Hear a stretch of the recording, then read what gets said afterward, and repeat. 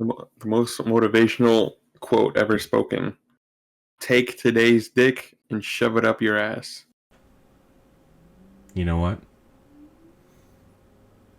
You right. I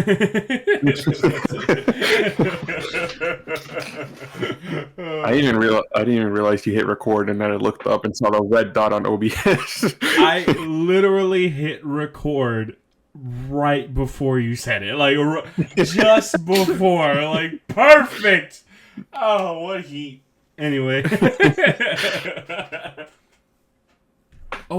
Should we start calling it Big X Squeeze Show now? Yeah, it's the Big Squeeze Show. Welcome, ladies and gentlemen, to the Big Squeeze Show. God damn it. It's an entire rebrand. I know. If you watched the last video, then you would know. And if you didn't, go fuck yourself. Anyway. I would assume most didn't. Yeah, of course they didn't. Because they're posers. Y'all aren't real fans, all 63 of you. Which, by the way, holy shit, 63 subscribers in 2 months with 20,000 total views. How the fuck y'all do that? That's wild. Me personally, I could never. I thought this channel would die on arrival, but look, we're going up. We're going up, Skweedo. Yeah, 63. We're really giving Mr. Beast a run for his money. Damn right. No, but if you put 63 people in a room, that's actually a shit ton of people. That's what I'm saying, bro. Like, I couldn't perform in front of y'all. Yeah, it's been crazy. That's how people always rationalize this. Like, well, if I performed in front of get the fuck out of here. Yeah, that's it. No, bro, but to be completely honest, we appreciate the support. We love the new subscribers. We love the comments, even the negative ones, you know what I mean? At the end of the day, it's all engagement. It's all love. It's all entertainment. So we appreciate all the overt racism in the comments section. We won't say continue it, but anyway. It's a thing. It's a thing that's just kind of there. We're not going to acknowledge it. Indeed. You know, y'all aren't Roman. Anyway. I only acknowledge my tribal chief. Damn right. I'm gonna put a gif of Roman up. That's it. Yeah, it has to be of him putting up the one. It has to be. It's the only one. It has to be. Yeah. Wink. So recently, I went to a festival in Central Florida called Earthday Birthday. It's a rock concert kind of thing. And to be honest, I didn't really care about the card, the lineup, whatever the fuck it's called. Was there cake? I wish. But no, damn. No one got. You're not gonna have cake at a birthday. Me personally, right? Yeah, we should have gave the Earth some cake and I don't know, like shove it in its holes or something. It would have been smart. What? Shove it in its holes? Dig a hole in the Earth and shove some cake in there. Come on, man, get your mind out of the gutter. Ridiculous. I guess. I mean, we should have just penetrated the Earth. It would have been just drop cake down the Mariana Trench. You know what? Makes a lot of sense. So, like, if you fall into the Great Canyon, did you technically just cream pie into the Earth?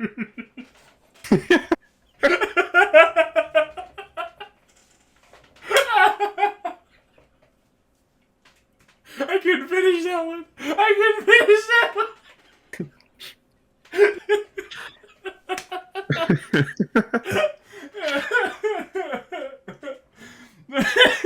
I mean, only a shit, I guess. If you apply logic, and if you think with a rational mind, and apply a philosopher's mindset, technically, you would... Cream pieing the Earth is not too far off. You would be inseminating. It's pretty plausible. You would be inseminating the soil. So no, you'd have to jump off while masturbating. That's what would have to happen. You have to nut on impact. Imagine the skill that would take. Oh man, Ben's been practicing for 30 years. This is my moment. It fucking jumps off. Jesus. Oh, fuck's sake. The Earth 9 months later, pregnant emoji. Oh, Jesus Christ. Yeah, gave birth to the moon. That's what happened. Our forefathers fucked the Earth, and then the moon shot out of the Pacific Ocean. Yeah, that's what happened. I mean, come on, guys. Did I mention I'm an avid flat Earth believer?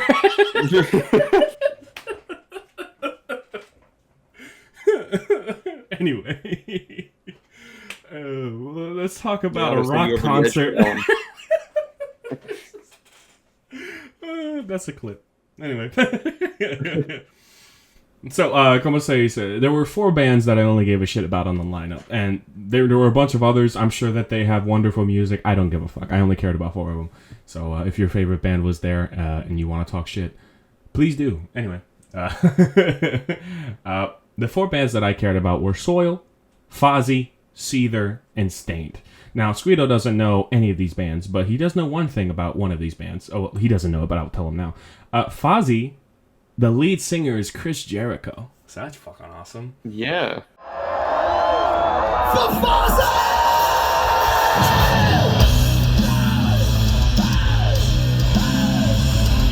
So I got to saw Chris Jericho.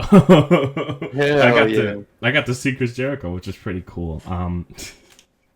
You know, I had some during their performance. I had some guy standing next to me, and like I was like singing the song because I knew the song. What have I become? You know, and while I was singing it, a guy next to me like looked over and he's like, "Dude, you know he's gay, right?" And I'm like, "What?" Like, you know he likes dick, right? He's like, "Okay, and." Like, dude was high as a kite, bro. Like, cool. Any other insightful information for today? Like, this was on Saturday, right? Yeah, Saturday. Festival? On Sunday. Yeah, no. I'm gonna get to that. I'm gonna save it for the end. Trust me. You get it. We'll get to that. Sorry, I don't like cutting you off, but it's too good. I have to save it to the end. Anyway. So during Fozzy's performance, they had a few bangers. Don't get me wrong. I don't really like most of their discography, but they got a few good songs. So, you know, of course, I recorded a couple things. It was pretty good. You're probably watching that right now. That being said, during one of their songs, some asshole ruined their set, and I actually was able to record part of that altercation. So I'll go ahead and show you that. All right, so that asshole right there just fucked up our set. But you know what? It's Earthday birthday, right? So we're gonna have this like a choose your own adventure book, if you remember those from when we were kids. We can go back and play that song again if you want. Do you want us to play that again all the way through without some fucking asshole ruining it? If you want to hear us play I Still Burn, say yeah! Yeah! Say yeah! Yeah! All right, the people have spoken. Yeah, apparently some asshole completely just punched a woman during the mosh pit. Like just completely elbowed some chick, and so he had to cut the music. He's like, "Get that fucking asshole! That asshole ruined the set. You can thank that guy right there." And he's pointing at him like, "Oh, he's gonna get murdered after the show." You know. So it was pretty funny. And like I said, the clip didn't capture the whole thing because he just stopped the song randomly and was like, "Oh shit! Oh, record!" You know, world star. You know, that's it. So overall, Folie wasn't too bad. During their biggest hit, Chris Jericho would climb up to like the top of the fucking, like, not the top, but like halfway up the stage. There'd be like a ladder, and he would just be chilling there, leaning, like, yeah, I'm a badass, yeah, you know, because no other singer does that, you know, so that's pretty cool. That's how he makes himself different. I appreciate that. But what the concert, what his performance really showed me was that at the end of the day, Chris Jericho is a hard-working motherfucker, because that guy went from live performance in Central Florida to winning the AEW World Championship the next night on April 21st. Holy shit. I mean, first of all, do I agree with that decision? Fuck no. I don't think anyone did. The young kid who should have been put over, and Chris Jericho pulled out the Hulk Hogan cap and said, "Nah, I need to wrestle out there for all my Hulkamaniacs, brother." You know, and so he just went out there and did his shit, you know what I mean? Fuck's sake. Well, the crowd was chanting, "Please retire." Please retire! Dun, dun, dun, dun. I love it. I love it. The fans know what they want, crazy. And I believe the AEW fans even realize that AEW is a fucking joke. You know, so it is what it is. What can you do? Okay, no. So there was another performance that was played as well. This one a lot smaller of a performance when it comes to what's the word? Comparability to Fozzy. Soil. I really like Soil. They had quite a few decent songs, although their sound is kind of repetitive. It's still a good band to listen to when you want to let off some steam, and they got some good classics. They were very thankful of the audience when they were there, and I'm very appreciative of that. They were basically saying things along the lines of, this journey started with you, it currently involves you, and it will end with you. You are everything. Without you, we don't exist. And I share that same sentiment to current followers and my viewers as well. At the end of the day, YouTube doesn't exist without the viewers. But I'm not trying to mooch off of them. It's just I share that mindset. And the reason why I brought that up is because I can respect that mindset so much more because of my creation and what I do to make videos. You know, it's just I appreciate that mindset so much more now because it applies to me.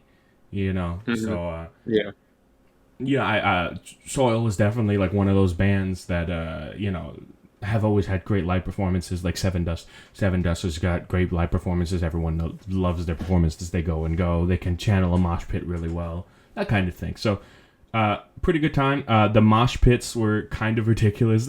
That's my thing with mosh pits. Even though I love Soil and I love heavy metal, I love rock, you know, all that kind of stuff. When it comes to mosh pits, I'm not really a big fan of mosh pits. I find them ridiculously stupid.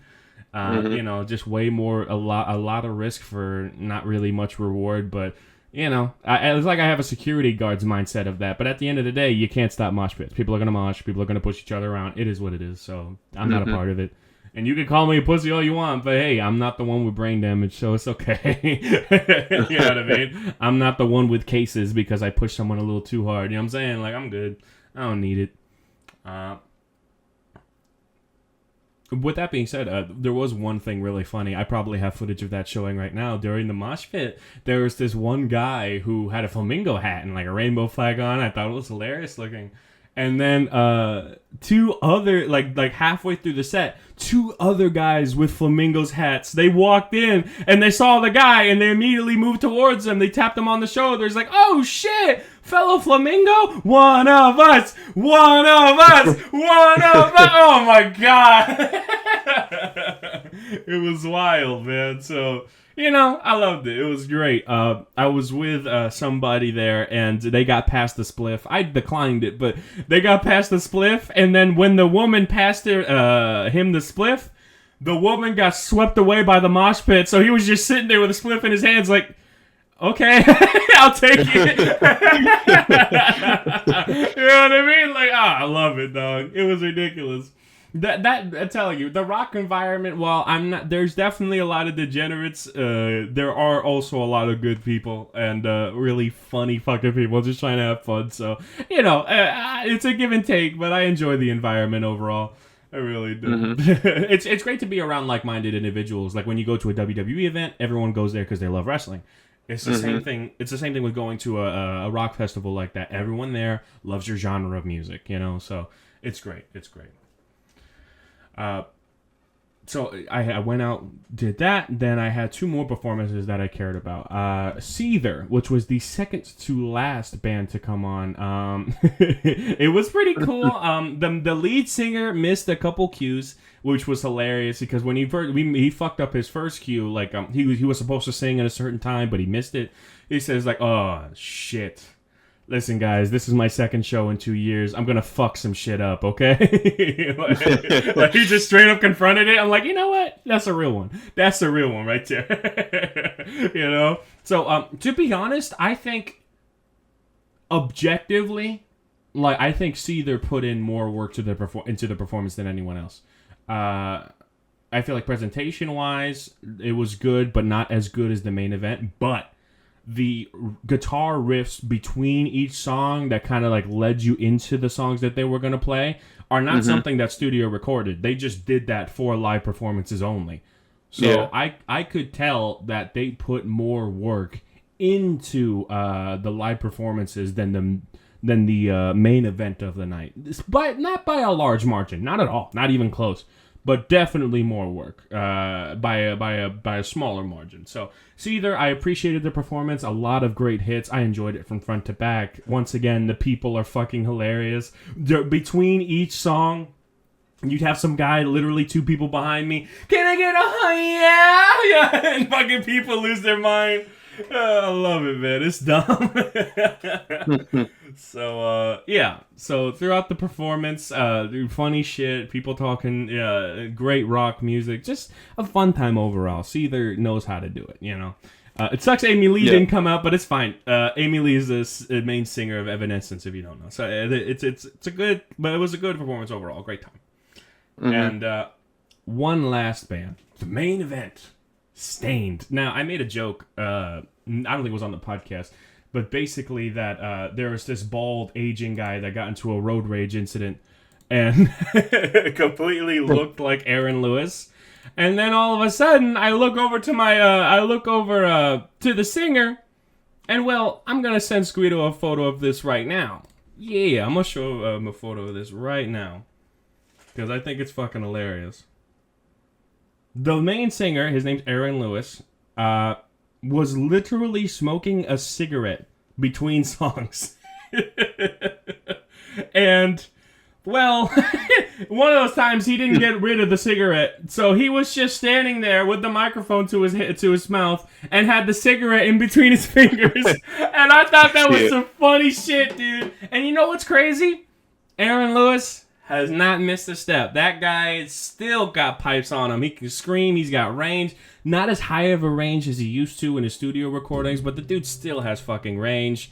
You know, so overall, just really a damn fine performance. I knew most of the songs, like 95% of them.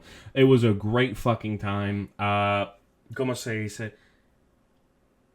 So many songs in there that were just absolutely therapeutic, dude. I mean, como se dice, I never thought that I'd be able to listen to Stained, because when Stained came around was before my time, and they broke up in 2011. So I thought I'd never get a performance from them, and then they came back in 2022 or either one. I think it's 2022. They came back in 2022. And I was like, shit, are they going to be doing live performances? Are they making a new album? They made a whole new album, and they're doing live performances. Both! So, fuck yeah. I was able to watch a 90-minute shows where they played all their bangers. And, dude, it was a treat. It was just so damn special. I recorded some footage of the first song they did. I did not record any more because I wanted to be in the moment. Y'all are not that important to me. So, it is what it is. Overall, really great time. If I do go to the show next year, which if it has a decent lineup, I most likely will. I need to find a better way to film these things, a more consistent way. So maybe I might get a point-and-shoot camera or something like that. It depends. But I definitely want to have more footage of these events so I can showcase them on the podcast when I talk about them. Just a great time overall. Earthday Birthday does it right. The fan base is really loyal to the radio station that hosts it, WJRR. And just a great time overall, man. And unlike last year, it wasn't so fucking crowded with a bunch of... There weren't hostile individuals this encounter. I remember a couple times beforehand where, you know, there were individuals that were like way too high, way too drunk, losing their mind, you know.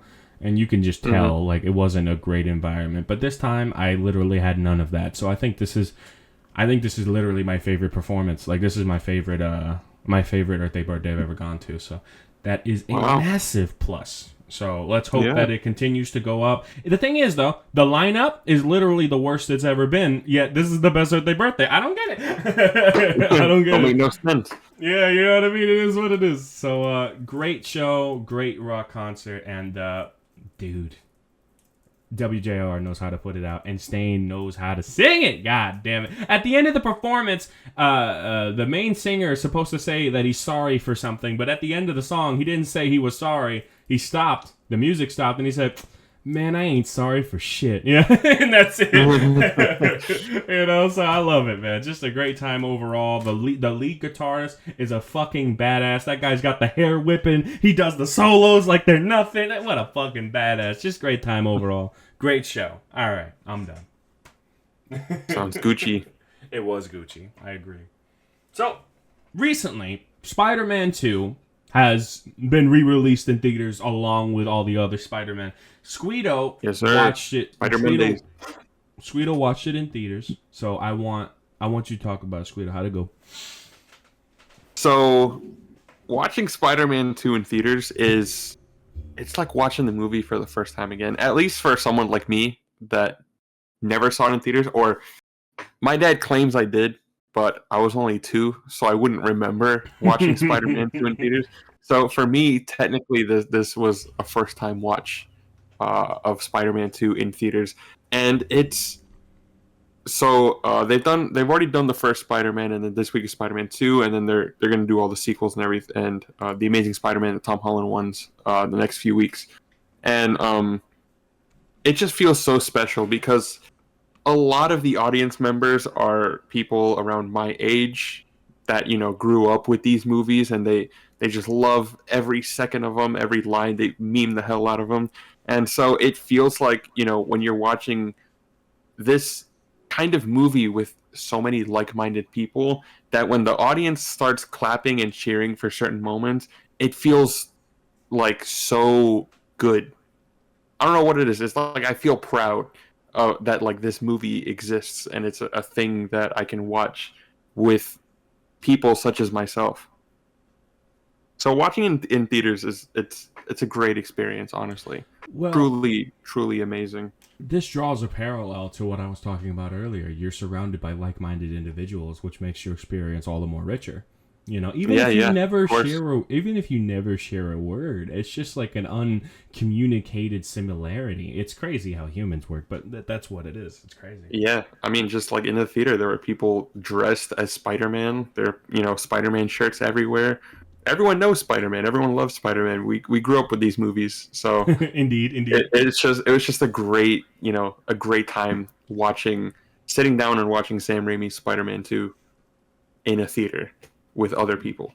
It was just it really felt like watching the movie for the first time again, and I have a newfound appreciation for it. I already thought it was like one of the best superhero movies ever made, but it's somehow I love it even more, and it's insane. Yeah, dude. I mean, I remember watching Spider-Man 2 years back, and I can't get over how much of a classic that film is. I mean, there's some people who put that movie up there with some of the best of all time.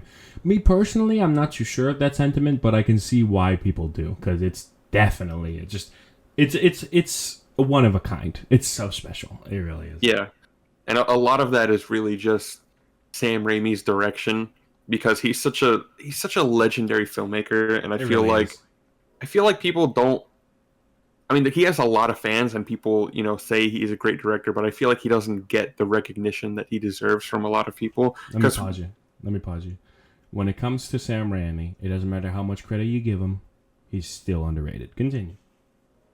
Because, I forgot what I was going to say now. It was that Sam Raimi doesn't get enough attention, and he does have his fans, but Sam Raimi. If you go back and watch Sam Raimi's movies, they're timeless, and it's just his style. His style of filmmaking elevates all the movies he does to another level. Like, the one thing that has really popped out to me in this particular rewatch of Spider-Man 2 is that every time there's a visual effect in the movie of some kind, whether it's like a fight scene or something with Doc Ock, there's always a shot, whether it's at the end of that digital sequence or maybe even in the middle of it, with a practical, real stunt actor on a set, or even in front of like a green or blue screen. Yeah. And so you kind of have that reference to where, like, in your head, there's always that uncanny valley of just, this CGI doesn't look great, but then it immediately cuts to a stunt person in a Spider-Man suit doing the same pose or motion as the CGI version was, and it just makes it feel all the more grounded. Because 2004, the CGI is not going to look great, Right. And there's a couple scenes that stick out more than others, but because it's blended so naturally with the realism and the live action shots, it has aged like fine wine. It's still so good, and it holds up so well. Well, that's the argument with CGI, is that it shouldn't be entirely CGI. That CGI should be supplemental. You know, it should be the practical effects, and CGI should enhance that rather than just it being CGI alone, which I can definitely get behind. I mean, yeah. You look at Marvel movies and such, and while I loved the phases up to Endgame, you can tell that like they cut a lot of corners to get stuff out on time. You know, I'm talking about the good phase of Marvel. These are great movies, but when you have, at the end of the day, films, they're not really meant to be off an assembly line. They're meant to be taken care of and slowly curated over an extended period of time. You know. So that's it. Yeah, I mean, even a good example of like if you want to compare the MCU to the Spider-Man trilogy, just look at Tom Holland's Spider-Man suit compared to Tobey's. Like Tom's in a lot of scenes, especially in like Homecoming, or actually, I'm going to use Civil War as an example here, because in Civil War, if you watch the behind the scenes of that movie, Tom Holland was wearing a different Spider-Man suit than the one that we saw in the finished product, and it's just because they changed the suit with CG. So what he was wearing behind the scenes does not translate to the Spider-Man suit that he wears in the finished movie, and even that same suit is in Homecoming. And then you look at Tobey's Spider-Man suit, and while it doesn't look like it's not a spandex material like Tom's is, so it's not as like clean. When the suit gets damaged, you can see it in the live action shots. When he's fighting Doc Ock, his suit is getting ripped apart, and then you see it in CGI, but then it always cuts to a live action shot of him wearing the suit without the mask on or something, and you can see all the damage and everything and the dirt on the suit. That is actually such a good point. The suit, Tobey Maguire's suit, may not be as initially aesthetically pleasing as a Tom Holland suit, but the suit itself serves a greater purpose, and it's used a lot better in the overall storyline than a Tom Holland Spider-Man suit. That makes a lot of sense. Because I mean, if you look at all the movies, Tom Holland's suit doesn't get ripped up or anything at all. Like, it's a spandex, and yet he takes like no damage. That's the thing. Like, maybe a little bit here and there. There's a few examples, but they're not ingrained into the story like a Spider-Man 1 or 2, especially 1 with the fight scene against Green Goblin. Oh yeah, with half his mask is like blown off. Exactly. They never did that shit with Spider-Man. Come on now. They even did it with Iron Man when he knocked his fucking the armor with the symbiotes and shit, whatever it was.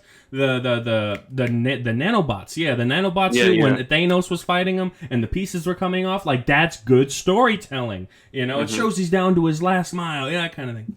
Yeah. So I do agree with you. It's definitely fits the story and serves the story a lot better doing it the way Sam Raimi did it. Absolutely. Yeah. There's just so much to appreciate now going back and rewatching those movies.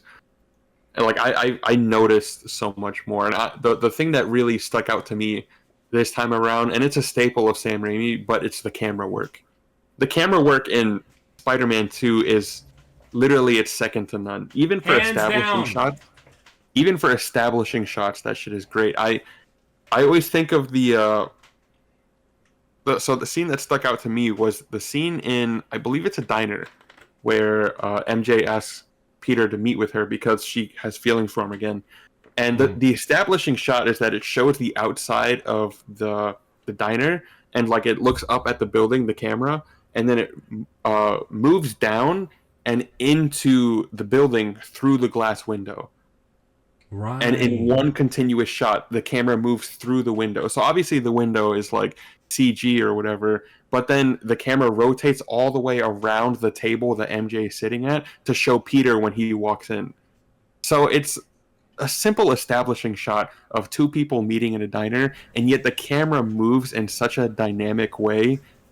The entire movie is shot like this. It's insane. It's a seemingly little thing, but it makes the movie that much more immersive. It makes it feel grounded as well, as if your POV is the camera. You get it. It really just shows how much time and love and effort went into these movies. Every frame looks so good. And I can say that this Mary Jane, while I do enjoy the Zendaya Mary Jane, I can say that this Mary Jane, for me, I just prefer it. You know what I mean? I feel like when you go down to a Spider-Man, the Tom Holland Spider-Man, things are kind of boiled down to digestive, bite-sized pieces when it comes to subject matter. And Kirsten Dunst's character was a lot more complicated, and not everybody gets everything about that character, which you could think of as confusing, but really it's all about perspective. You know, so I think Kirsten Dunst's character was definitely a lot more complicated, which I also prefer. Other people might prefer the other one, and that's fine. You can do that. That's no problem. But I personally think Kirsten Dunst being more complicated and not as obvious is definitely to the movie's positive rather than the detriment. Benefit rather than detriment.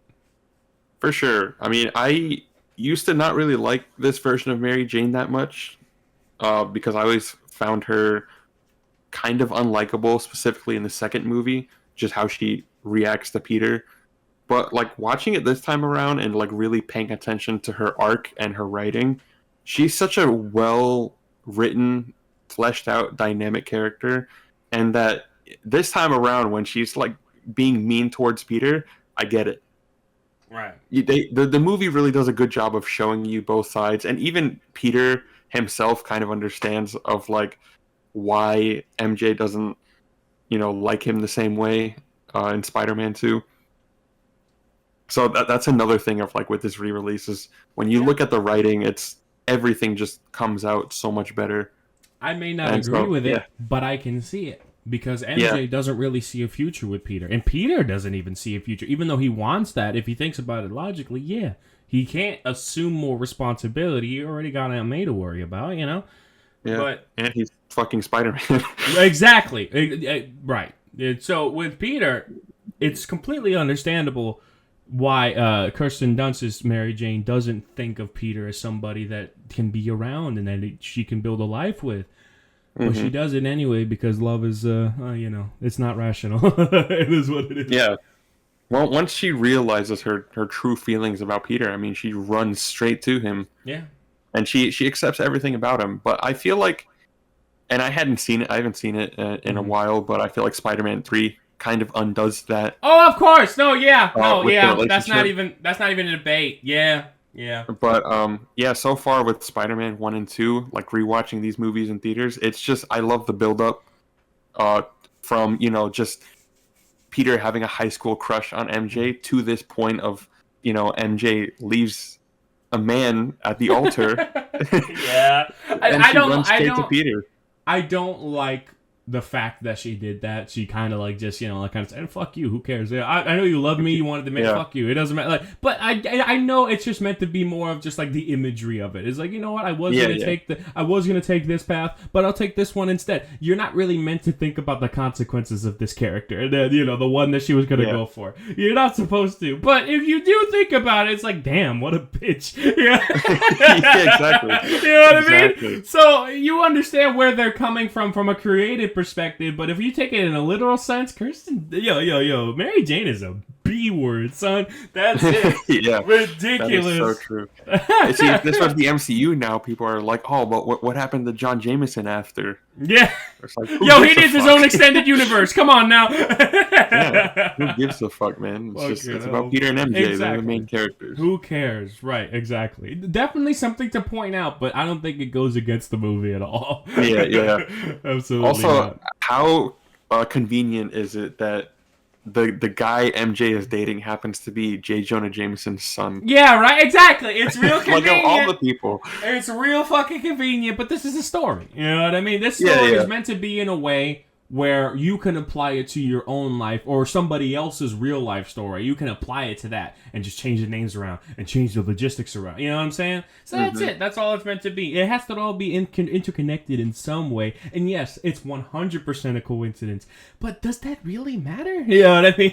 It's an excuse to have J.K. Simmons in the movie more, and I'll take it. Damn right. I don't think anybody is against that. Not at all. Not even a little bit. Yeah. His scenes always get the biggest laughs in the theater. It got... The pops were crazy. Yeah, the pops in the theater were wild. No, dude. J. Jonah Jameson is literally the goated character of that trilogy. Like, no matter what you think of those movies, J. Jonah Jameson is impervious to criticism. Those scenes are always perfect, no matter what. Amazing. Yeah, for sure. And I just love how, like... Every time in the background, the Daily Bugle looks so chaotic and hectic, and like, it matches his energy as a boss. So I love that little touch. Hey yo, what was that one character? I think her name's Elizabeth Banks. What's that character called? Oh, Betty Brant. Yo, growing up is knowing that Betty Brant was the option for Peter. Come on now, ooh, you're not wrong. You're not wrong with that.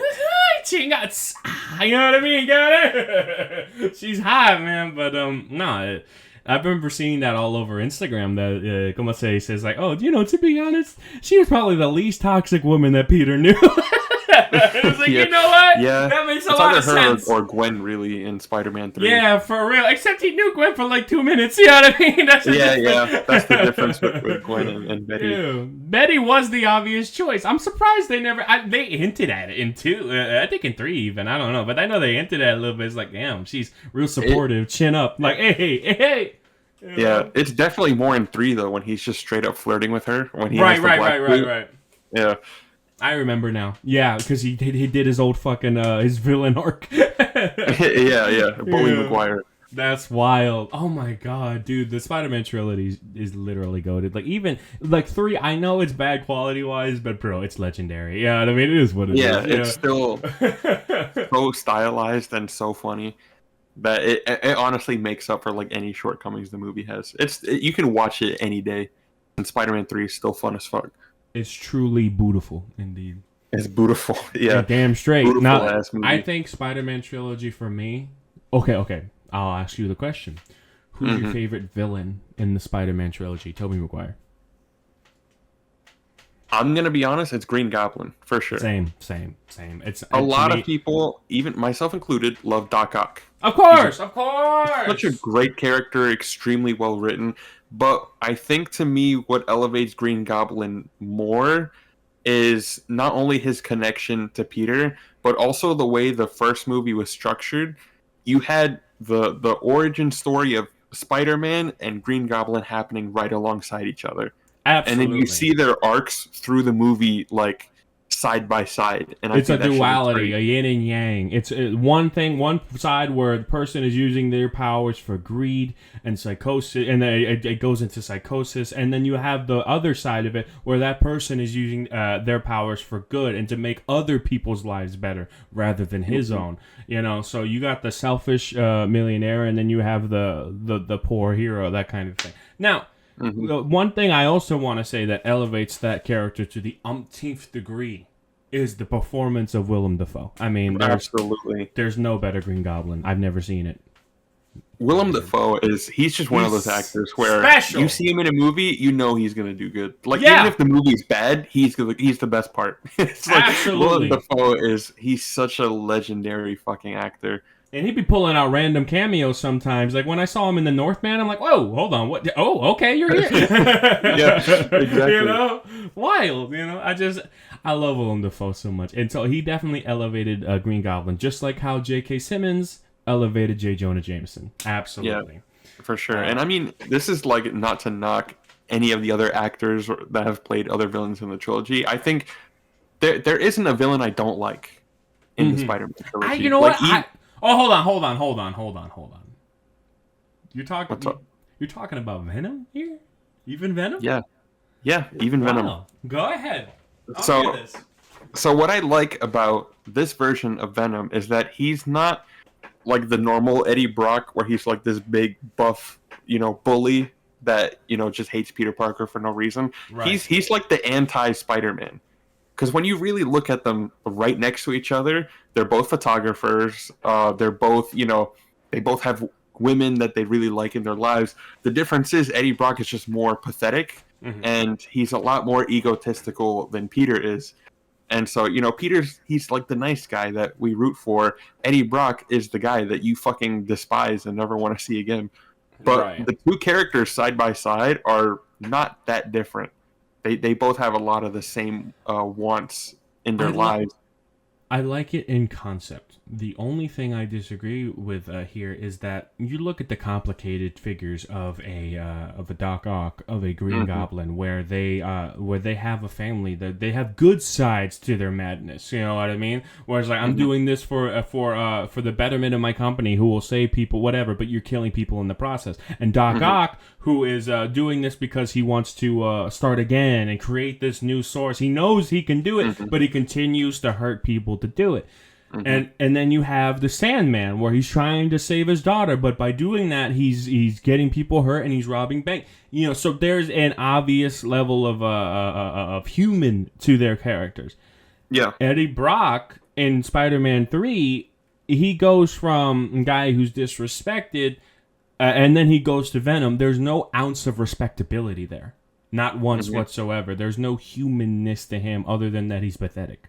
If there was a good side of him that, like, let's say, for example, he turned worthless, and then he tried going good, but it didn't work, and he continued to try to go good, and it didn't work, and then over time, eventually, it led to him becoming a villain, then maybe, but there wasn't enough time to develop that, and I blame that on the studio. I do not blame that on Sam Raimi, but know that that's why I disagree. I don't like that villain, because you look at I'm comparing him directly to the other ones.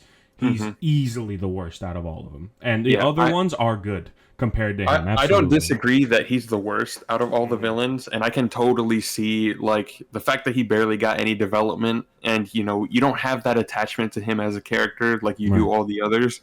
But I think that's also part of what makes Venom interesting when you look at that villain lineup of the whole trilogy. He's the only one that feels irredeemable compared to the others.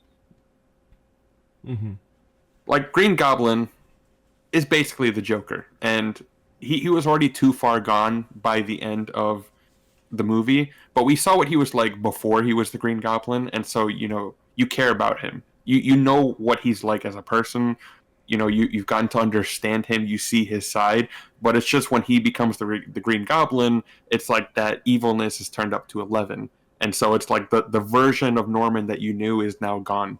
And then, of course, Doc Ock redeems himself at the end. Sandman, he was never really a bad person from the start. He just, as he claims, he had bad luck. And then you look at Eddie Brock, and he just feels like fucking slimeball. And like I said earlier, he's the anti-Spider-Man. Spider-Man is the ultimate human being. He's so hopeful. We care about him, and it's like, while his life may not be great, he accepts the good things, and he uses his responsibility for, acts of good. Whereas Eddie Brock is the opposite. He's a pathetic loser, and as soon as he gets the Venom symbiote, he doesn't use it for the good of people. He uses it for selfish gain. He's going into business for himself, correct? Yeah, he is the anti-Spider-Man, and I think that's why that version of Venom is still interesting. He's not the greatest villain. There's so many other comic book villains way better than Topher Grace's Venom. But in the context of the movie, and for Sam Raimi, who's not even really a fan of Venom, to adapt the character in the way that he did, I think it fits the movie, and I think he's still an interesting enough character for that story.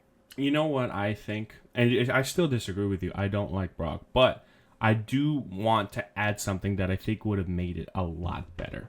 The reason why I like Eddie Brock is because at the end of the day, he's not an imposing villain. He's not somebody you're scared that Spider-Man's can't beat.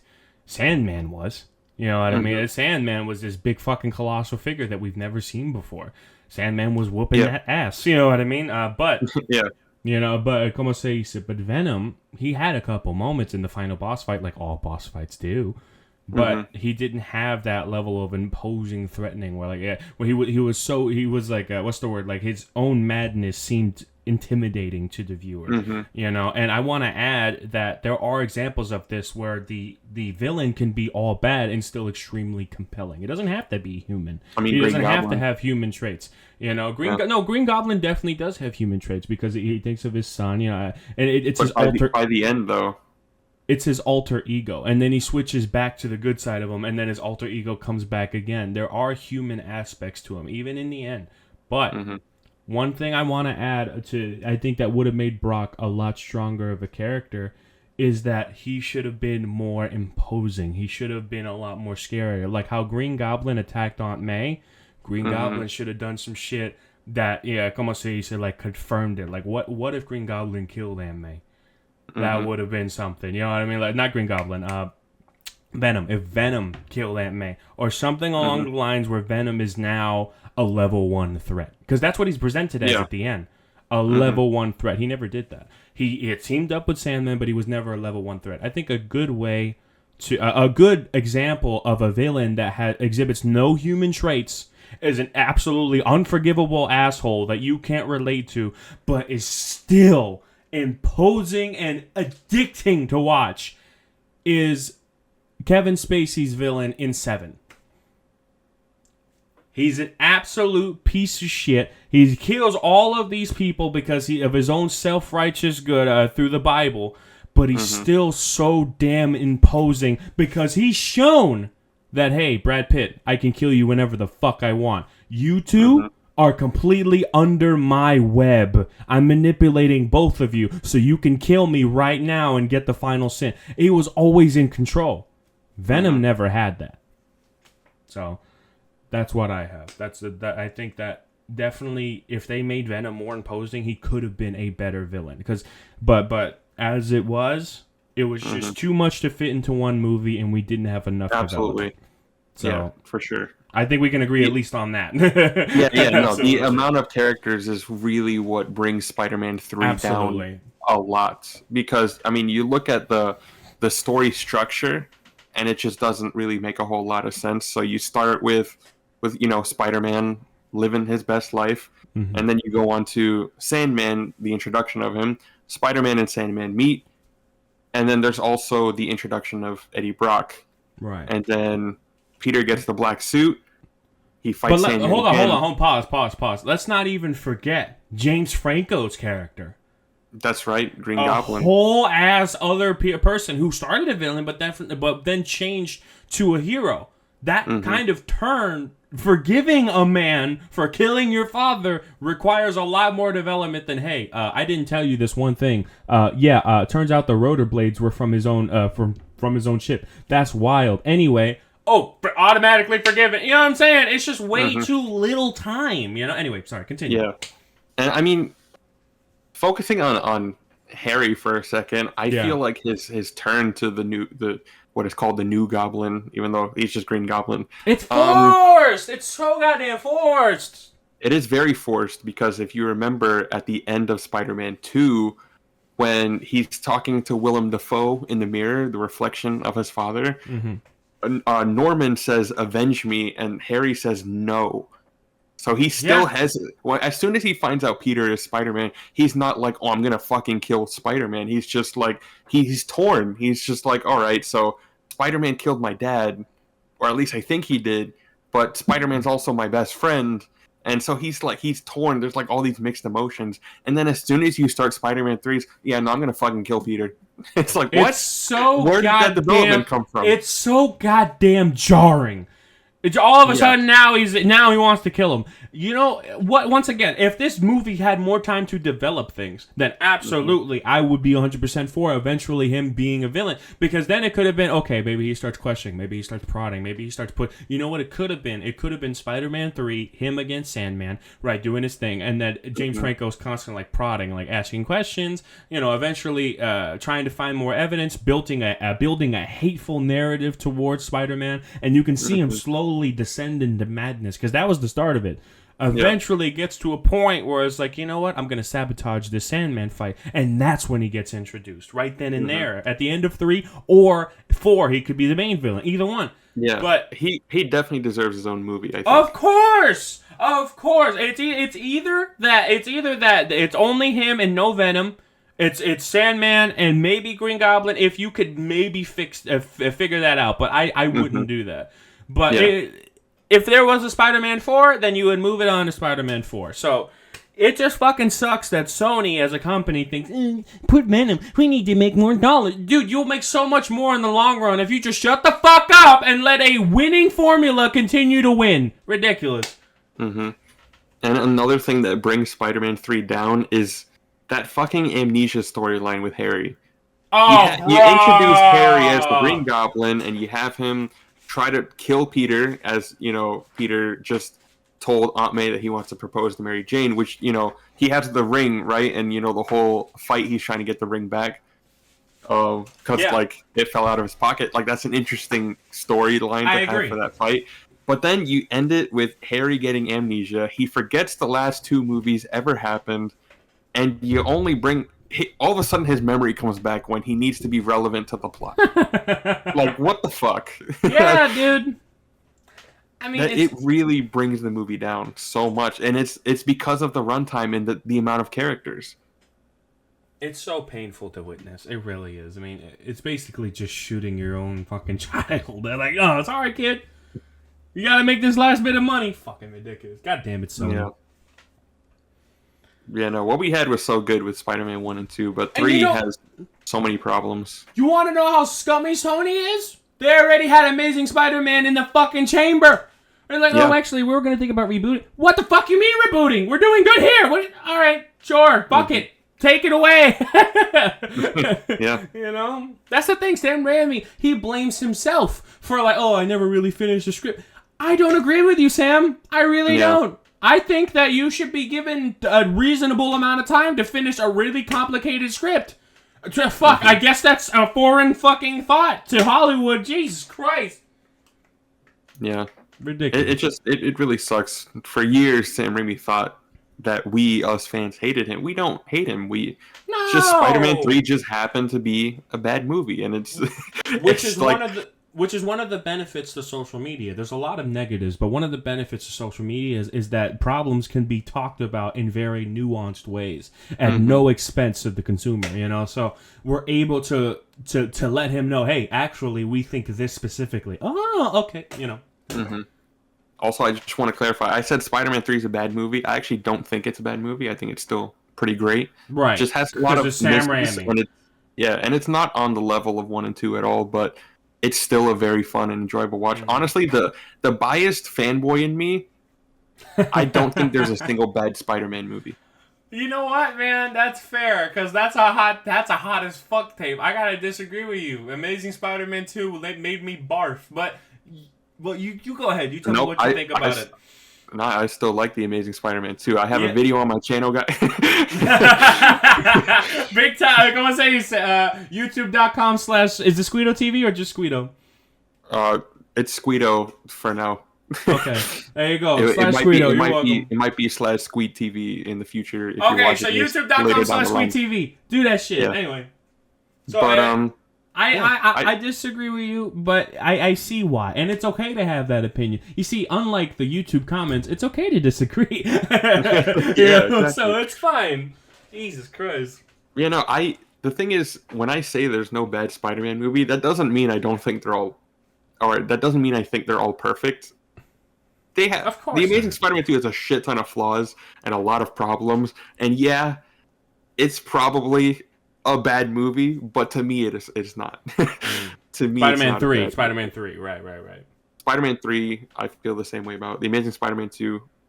The Amazing Spider-Man 2 and Spider-Man 3 to me are on the same level. You know what, I'm gonna just say TASM. Yeah, TASM 2. Because you said Spider-Man 2, and I'm like, you're talking about the good one. Oh, amazing. Oh, okay. Amazing Spider-Man. Yeah. Yeah, it wasn't amazing for me. Anyway, moving on. It is what it is. Any other points you had about the re-releases? We talked about this before. The fact that Sony's re-releasing a bunch of their old movies just goes to show how fucking bad Madam Web was. So there you go. Yeah, but hey, I get to watch all the Spider-Man movies in theaters, so everyone wins. Everyone wins. Yeah. Fuck's sake. So recently, me and Skweedo have seen a trailer called Speak No Evil, 2024. It's a remake of a French film. Now, I've never seen the French film, but I was thinking that it would be a good idea for me to go watch the French version of Speak No Evil before watching this one in theaters, and we'll leave Skweedo in the dark about the French version. He won't see the French version beforehand, and then you can get two completely different perspectives.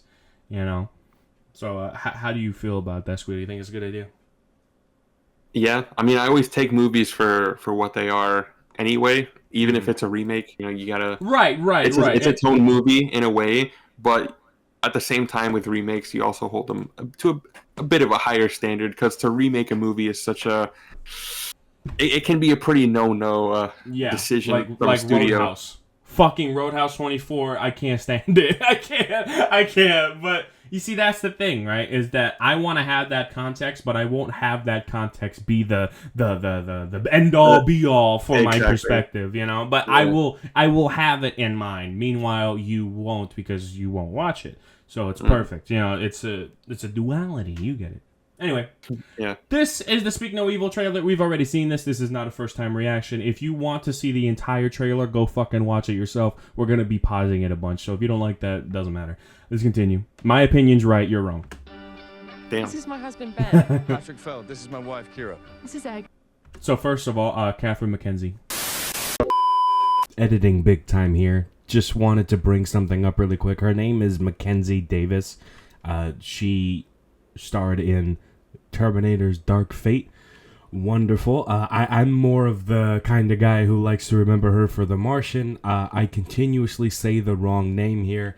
Don't really have an excuse other than I was sleep deprived, which, I mean, I am currently sleep deprived, but don't worry, I'm looking at the Google document. I'm sure this is the person I'm talking about. Anyway, back to the reaction. Great fucking casting choice. I like her. I saw her in the Martian. She was one of the people working behind the scenes. I think she's a decent star. She's definitely not a... Como se dice? I don't know much about her past that, but I like Thomas and Mackenzie, so this should be fun. Thomas and Mackenzie. Yeah, what am I talking about? English. I saw The Martian many years ago on a plane, and I haven't seen it since. That was a great movie, dude. You gotta watch that. Anyway, it actually was really good, though. I just remember potatoes on Mars. Fuck's sake. This is my husband, Ben. Patrick Feld, this is my wife. And of course, the GOAT! The man of the hour! James motherfucking McAvoy! Yeah! Professor Charles Xavier. Damn right, Professor X! Split! That's a bad motherfucker right there, I swear to God. Jacked as shit, too. You're gonna see it. Just... breath of fresh air whenever he's in a film, to be frank. Yeah, and that's his wife, Kira. Yeah, indeed. This fucking guy. All right, let's go. This is Agnes. And that's her daughter, Agnes. Trouble communicating. Oh shit. Ant? His name's Ant. Whoa! Immediately, they're already hinting that Ant is like antisocial. He doesn't. Initially, you're probably gonna think, okay, he's just nervous. You know. Has some trouble communicating. He can be a bit insecure. I love how he plays like annoyed dad too. He's like, "Come on, bud, you gotta lighten up. You gotta lighten up. Come on, bud." If you see it in his face, though, he's legitimately pissed. Yeah, of course. James, he's such a go. I'm gonna be pausing so much for James McAvoy. It's actually ridiculous, bro. Are these twin sisters? What's going on? There's a glitch in the Matrix. There really is a good. We saw the black cat twice. That's wild. You should try. Yeah, I won't call the fun police if you don't. Okay. She letting a whole ass grown man ride her daughter away on a motorcycle. Me personally, I wouldn't. This is how kids get kidnapped. Like, all they gotta do is white run. People. White Bro, people. from what? bro. White people. People with a lack of, is it melanin? Lack of melanin.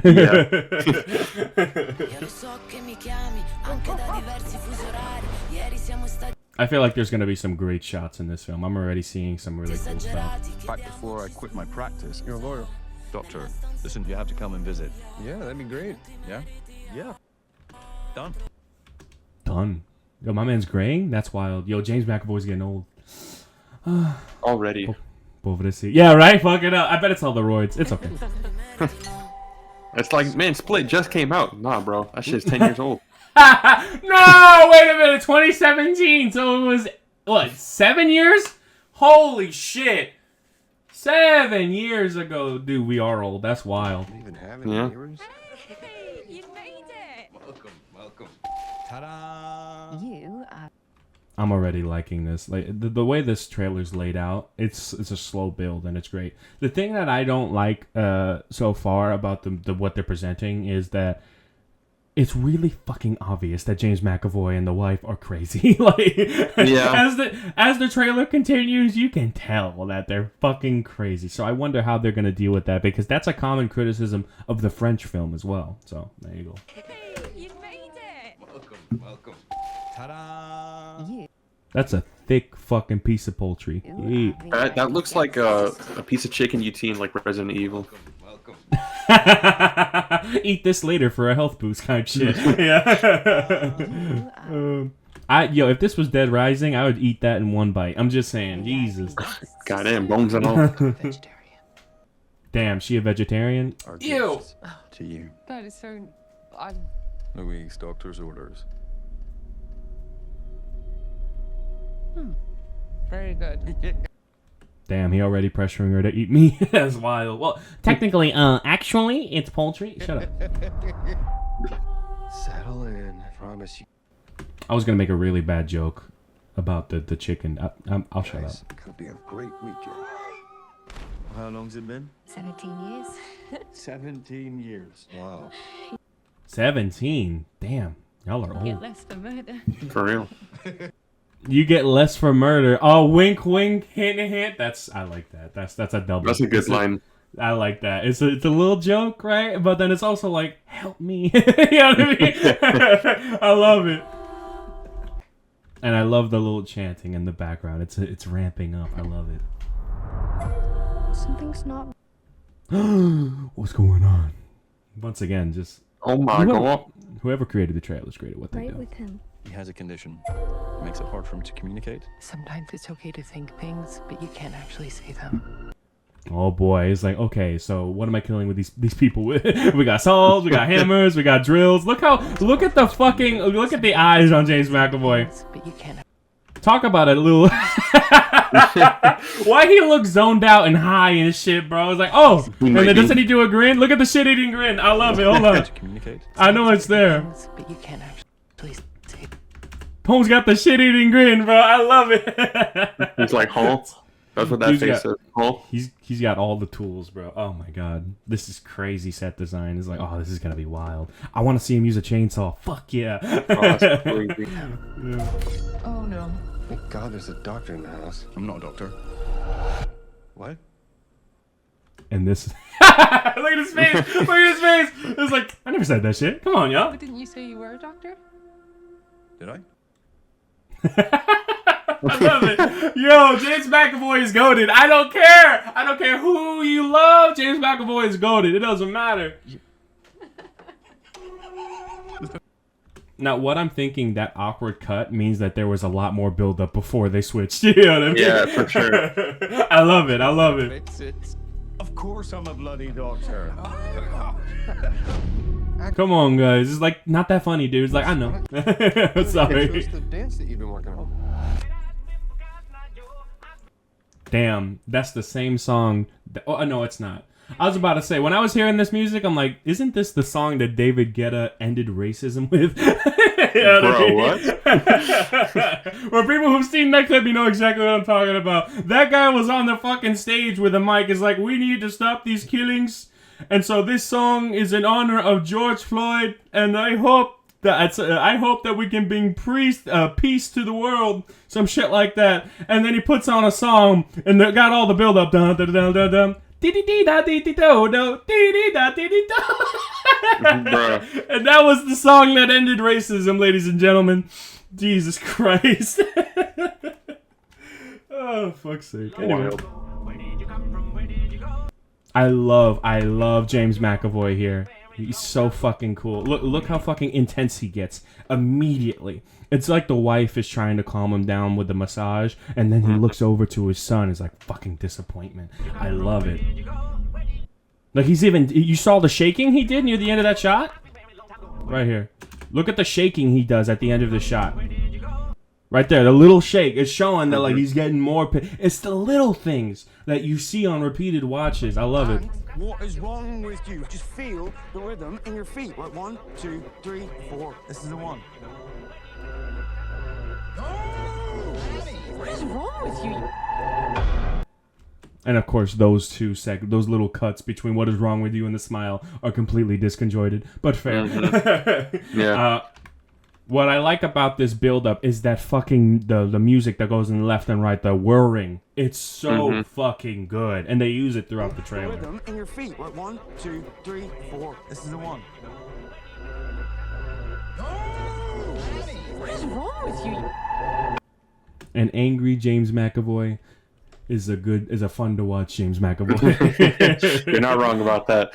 And once again, notice the body language. He's confrontational. He looks straight in the eye, that kind of thing. The wife is always looking down. You know, I actually didn't notice that when I watched it the first time. Is she scared, dude? That's wild. Yeah, she's a bit more standoffish. Right. Maybe the twist might come that she's in on it, but right now, that's not what they're presenting. Yeah. I want to pack up the car and I want to leave right now. Yo, that jump scare was not needed. All right, come on now. Ridiculous. I don't know, man. That's kind of sus. I walk down the street, then I turn around, and a little boy is starting to open his mouth near me. I'd knock the shit out of him. I'd run away. You know what I mean? Like, yikes. It's like, what you got in there? Xenomorph? You know what I mean? You finna pop one out at me? I don't need that. You know what I mean? I'd be exactly like Samara Weaving in Ready or Not and knock the shit out of that kid. Oh, yeah, no. The kid would get the fucking RKO right off the ledge. Oh, hell no. That's some wild shit, bro. I'm just sad. I like the sound effects here too. It's like a disrupted signal or something. It's really Sounds odd. like a clicker. A little bit. Yeah, that too. I'm just This sad September. to see you go. I'm not. Once again, the ways to make them a little bit more uncomfortable. Like, okay, maybe he's a little mentally unhinged. yo, this bitch disgusted. That's why. James, you were just supposed to shake her hand. Yeah, for real. What's up with this? It's like when Leonardo DiCaprio busted his hand on the table and then rubbed the co-star's face with the blood. Of course, that's not his real blood, but still, it's like, Leo, you were supposed to, you weren't supposed to rub her face with blood. Come on, Leo. You know what I mean? Come on, You Leo. gotta go get shots now. You know, we all know how you party. Fuck's sake. You're gonna go out there and be completely normal. I've been pretending it's Holy normal since we shit. got here. Dad? I mean, it's fucking wild. Because now there's a whole bunch of shots happening at And once. be completely normal.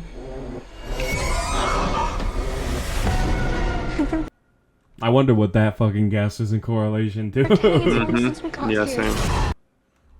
Once again, the shutting out the lights, things are starting to... Now that the kid... Notice how they're armed, so now they know. Now they know, and now they're defending themselves. There's no escape, and now they turned off the power. Even the kid is scared. Dad? Damn, bad things are happening. Oh, shit. I never seen this shot. Oh, yeah. Oh, no, boy. It's a badass shot. He's scarred up and shit. That was so quick, too. They barely showed that one. So it looks like he's hiding in the bushes watching him or something. That's crazy. Maybe he just killed somebody. Oh, boy. Perhaps.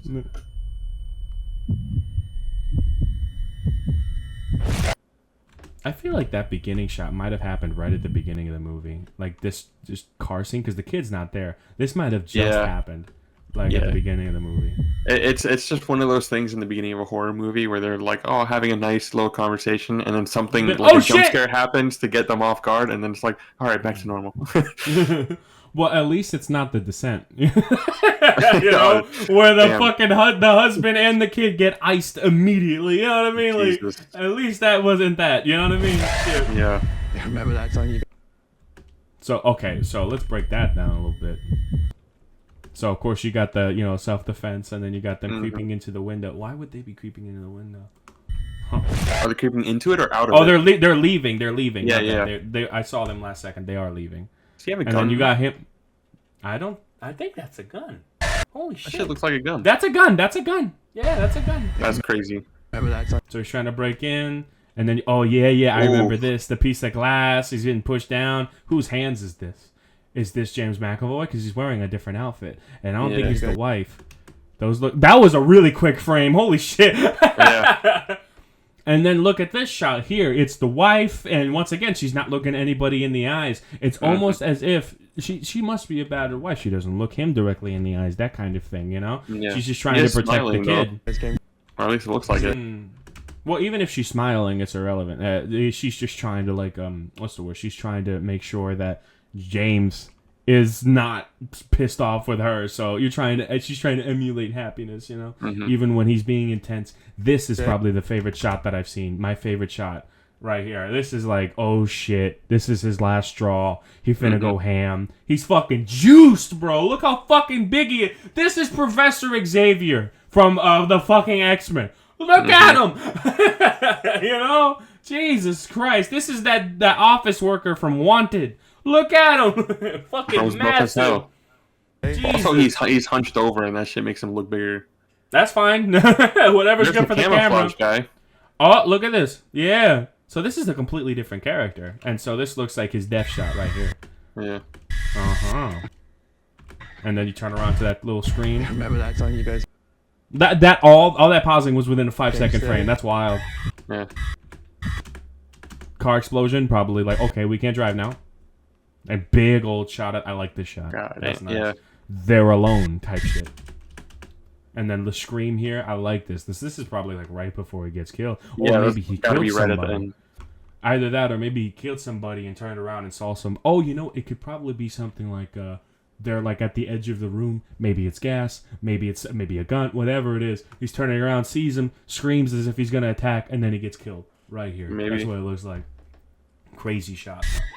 Yeah. And then, look, you see? He's happy. He's genuinely happy. She's scared for her fucking life. You know what I mean? That's wild. You think they were married for 17 years? Nah. I don't even think that. I think she's taken by hostage. Maybe the last family. Oh, shit! Maybe it's the last family that he invited over. And so he switched wives. That's why he's showing a romantic interest in this wife. That's wild, son. What you think? Maybe the same kid. And the kid wouldn't keep shut, so he cut his fucking tongue out. Oh, shit. That's wild. Yo. Nah, this is actually going to be sick. This is actually going to be sick. You flipped out and tried to leave without saying goodbye? Without saying goodbye, you're going to get this work. And I love this, too. Even though it's a little on the nose, I like this.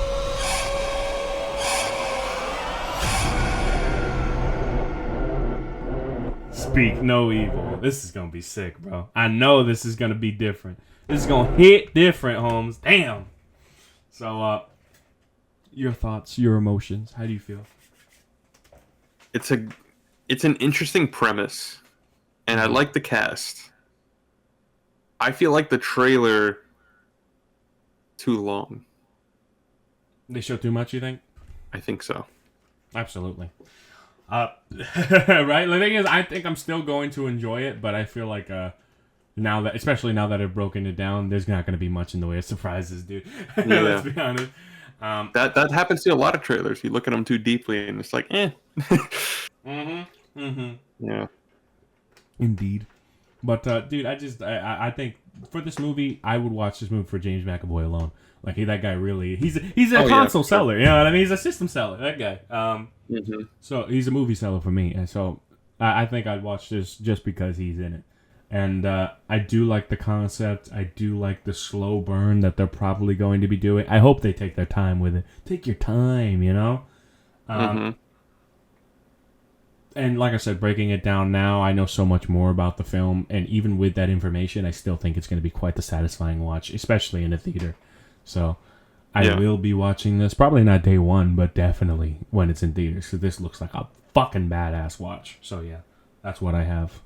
Yeah. I mean, I love horror movies, so, you know, this looks like a good one, so I'll definitely be watching. Yeah, this don't look cheap. Yeah. Indeed. So yeah, this was a fucking badass trailer. Let's hope that any more promotional footage afterwards meets the same level. But to be honest, I probably won't watch that because I've already gotten so much. Yeah, I feel like whatever the next trailer is going to show way too much. Yeah, so I'm just not going to watch the next trailer. I don't care. No reaction. I don't care. I'm not watching the next trailer. I've gotten all I needed from this. I usually do that. I do that with most movies. I don't watch anything else. I watch the OG promotional footage, and that's it. That's all I need. So this is worth my time, I'd like to think. So there you go. Anything else? No, I have nothing else to add. So, next point. You recently saw Abigail in theaters as well. So, go ahead. Speak about it. Yeah, so I just watched Abigail, which is the latest movie from Radio Silence, who, if you guys don't know who they are or haven't seen their movies, they directed the final segment in VHS. If you've seen that found footage movie, they directed Ready or Not, and then they did Scream 5 and 6, and then now Abigail is their latest movie. And so I'm a huge fan of Radio Silence. Ready or Not is probably one of my favorite horror movies because I just love horror comedies and then also slashers. And so Ready or Not just hits all the points that I need it to.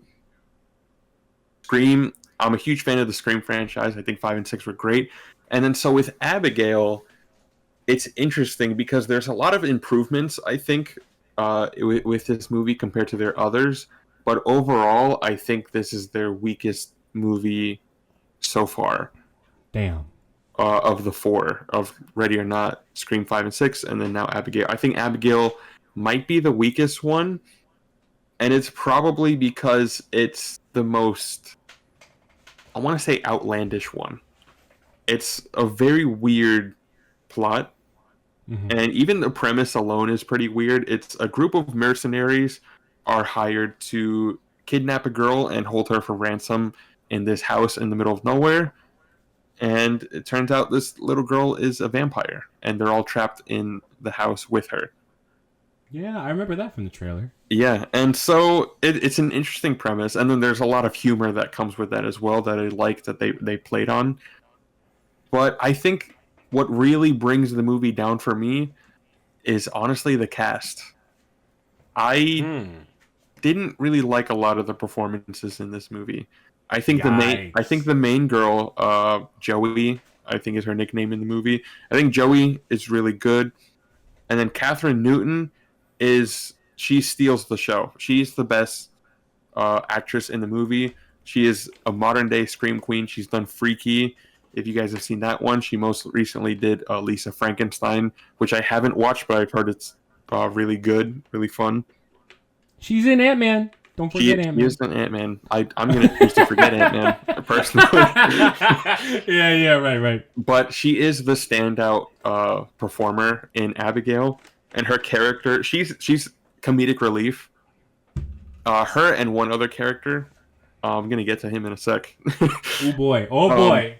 He's got layers to this shit, ladies and gentlemen. Oh, fuck. Go ahead. So her character is, for comedic relief, she could easily be one note and unlikable. But I think in the way Catherine Newton portrays the character, it just makes her feel charming and, a bit likable. And yeah, she, you're not going to love her. That's kind of comes with the type of character that she is. But she's entertaining to watch, and every scene with her is a lot of fun. And even just little lines of dialogue here and there are really fun. And now the other comedic relief in the movie that they partner with Catherine Newton a lot. I don't know the actor's name, but I have seen him in other things. But this character is the dumb brute archetype. He's really buff. He's really strong. But he's also really stupid. My issue though is that this character is too stupid, like to the point where it's like unrealistic. And so for me, if I'm going to compare this to one of Radio Silence's other movies, I'm going to go with their best one, which is Ready or Not. What made Ready or Not as good as it is the cast and the characters. Everyone felt realistic, and yeah, there were some over-the-top funny moments with certain characters, but for the most part, everyone was pretty grounded. Pause. Sorry. No, you're good. You're good. Yeah. I'll pause you. So, I feel like, correct me if I'm wrong, what you're trying to say here is, after what you're saying, you're excelling. What you're saying here is that when you watch a Ready or Not, the parodical moments, the parody kind of moments that are like overly stupid are very identifiable as indeed parodical. While Abigail, it's a bit blurred. I think it's more of that the comedic stuff in Ready or Not still feels in character. That it's like, okay, it's believable that this character would say this. Oh, so it's not even that it's identifiable. It's that it works within its universe. Exactly. Yeah. That's even worse. Ready or Not is really great at balancing the comedy with the tension, and that's what makes the movie so entertaining. Is that it can bounce back and forth so cleanly, and that it doesn't feel jarring at all. It's not whiplash whenever they switch when they switch tones.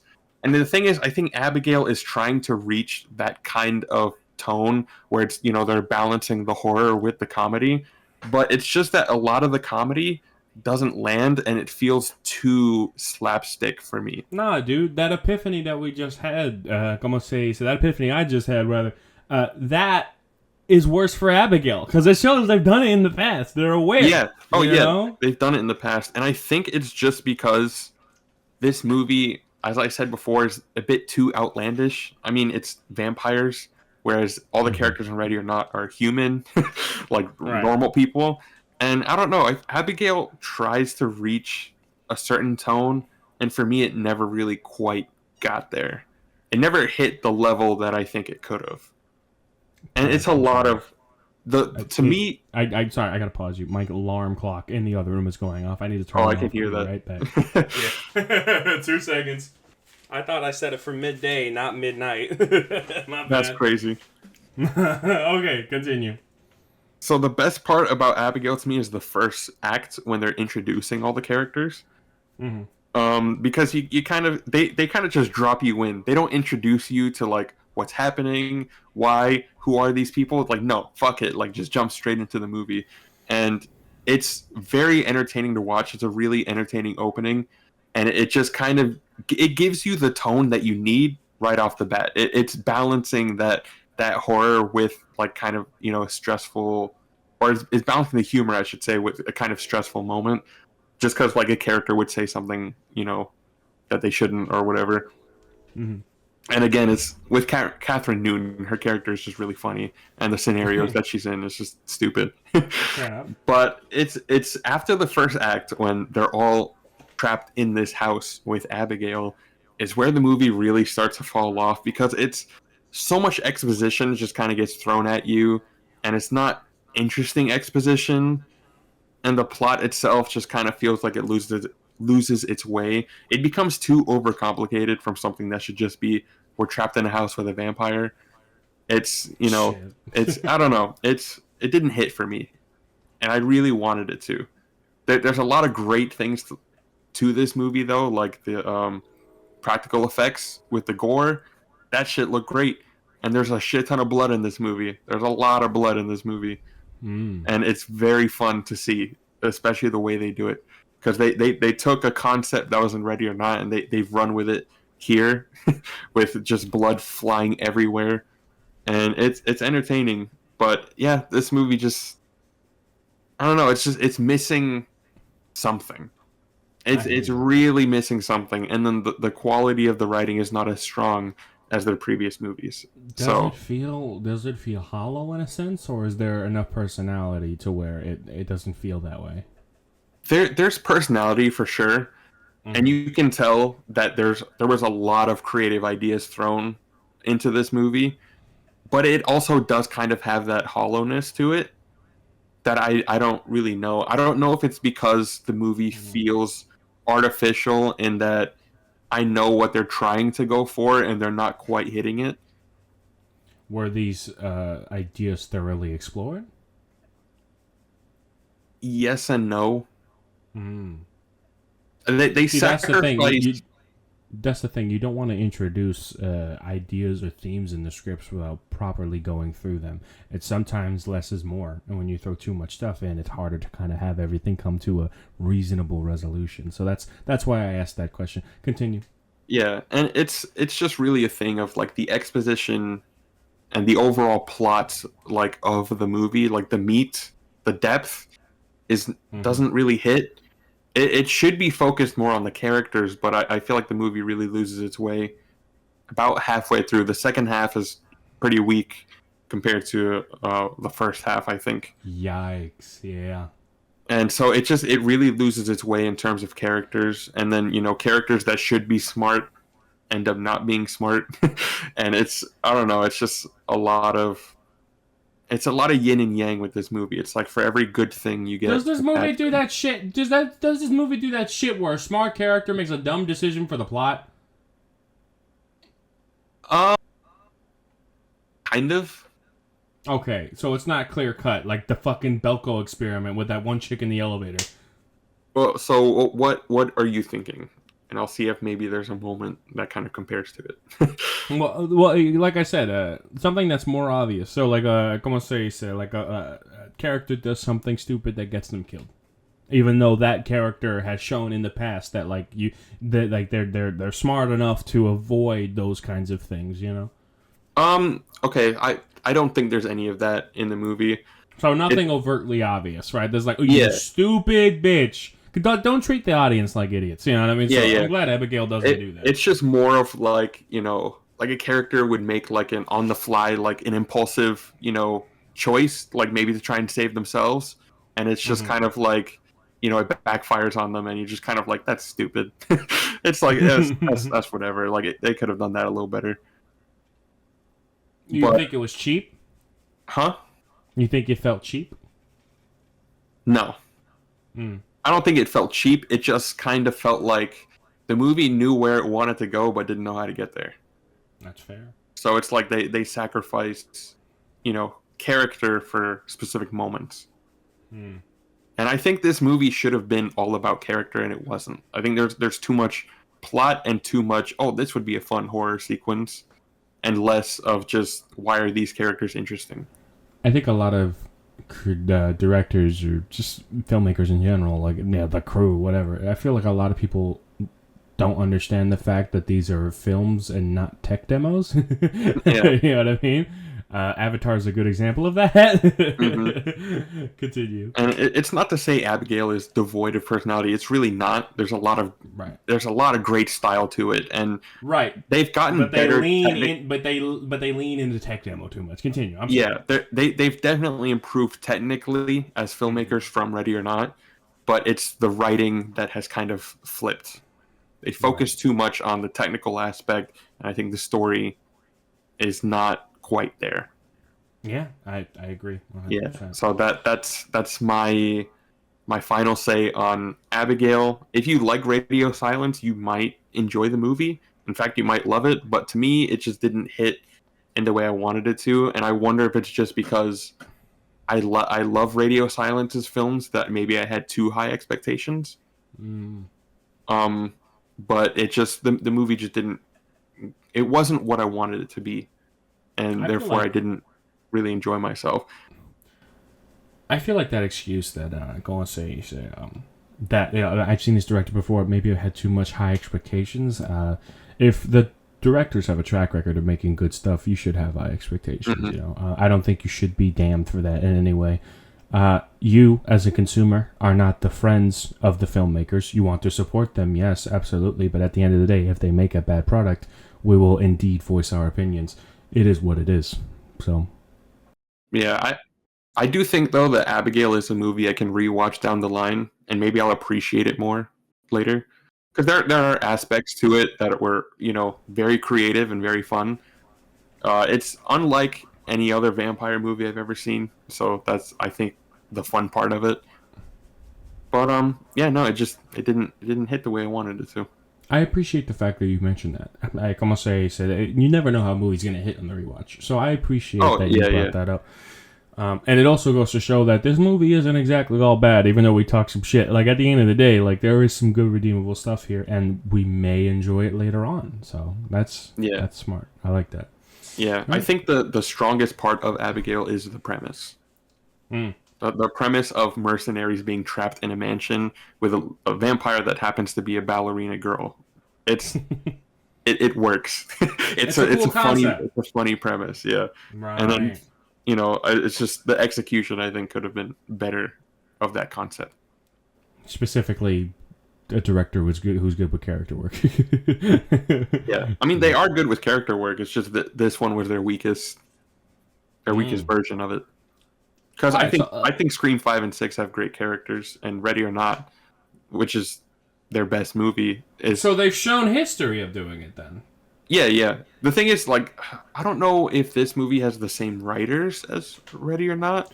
Do you feel like it's a misstep? Or do you feel like this is thoroughly like thought through and it's like, this is what we're going for? Maybe it's a miscommunication? How do you feel? I just like think they were going for something and they got a completely different reaction. Like, how do you think? I think they were going for something, but it wasn't all there. And the thing is, I think part of that is if you look at their filmography, Scream 5 and 6, and then now Abigail, they've released one movie a year. Yeah, fucking hell. Scream 5 was January of 2022. Scream 6 was March of last year, and then now it's April 2024, and they've released Abigail. So a year and a month it's taken them to make these movies. And I feel like this is a movie that needed a little more time in the oven.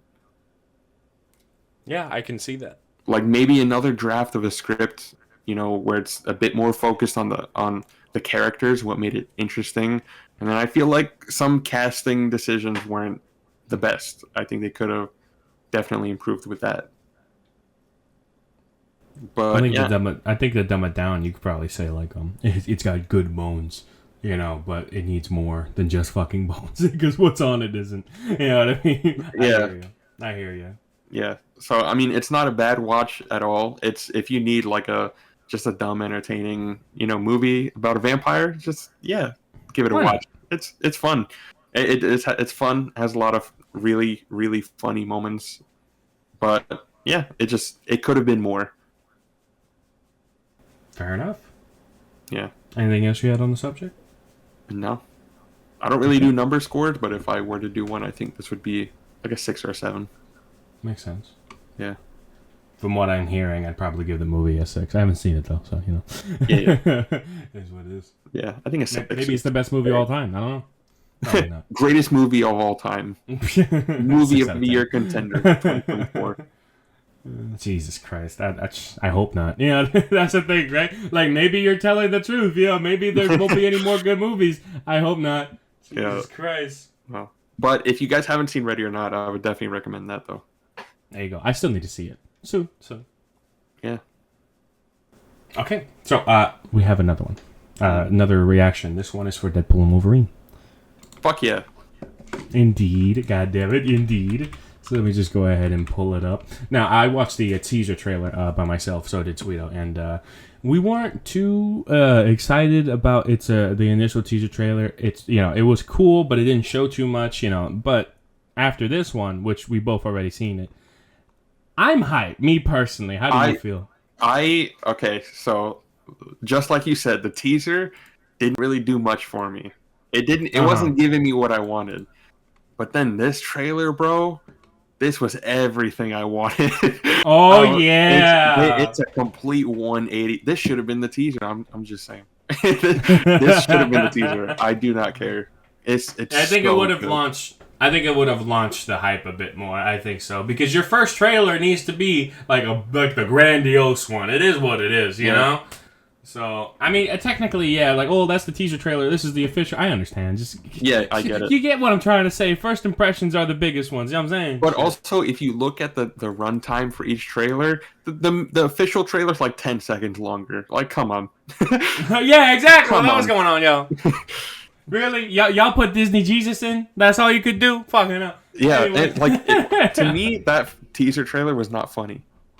This I hear one, you. Yeah. off the bat, I'm like, this is a good fucking trailer. This is what we want. This is what we want. It's like, Ryan, listen to our criticisms. It's Yeah. wild. And I've seen people say, or I've seen one person say that this trailer specifically, that the pacing isn't really there and that the editing isn't great.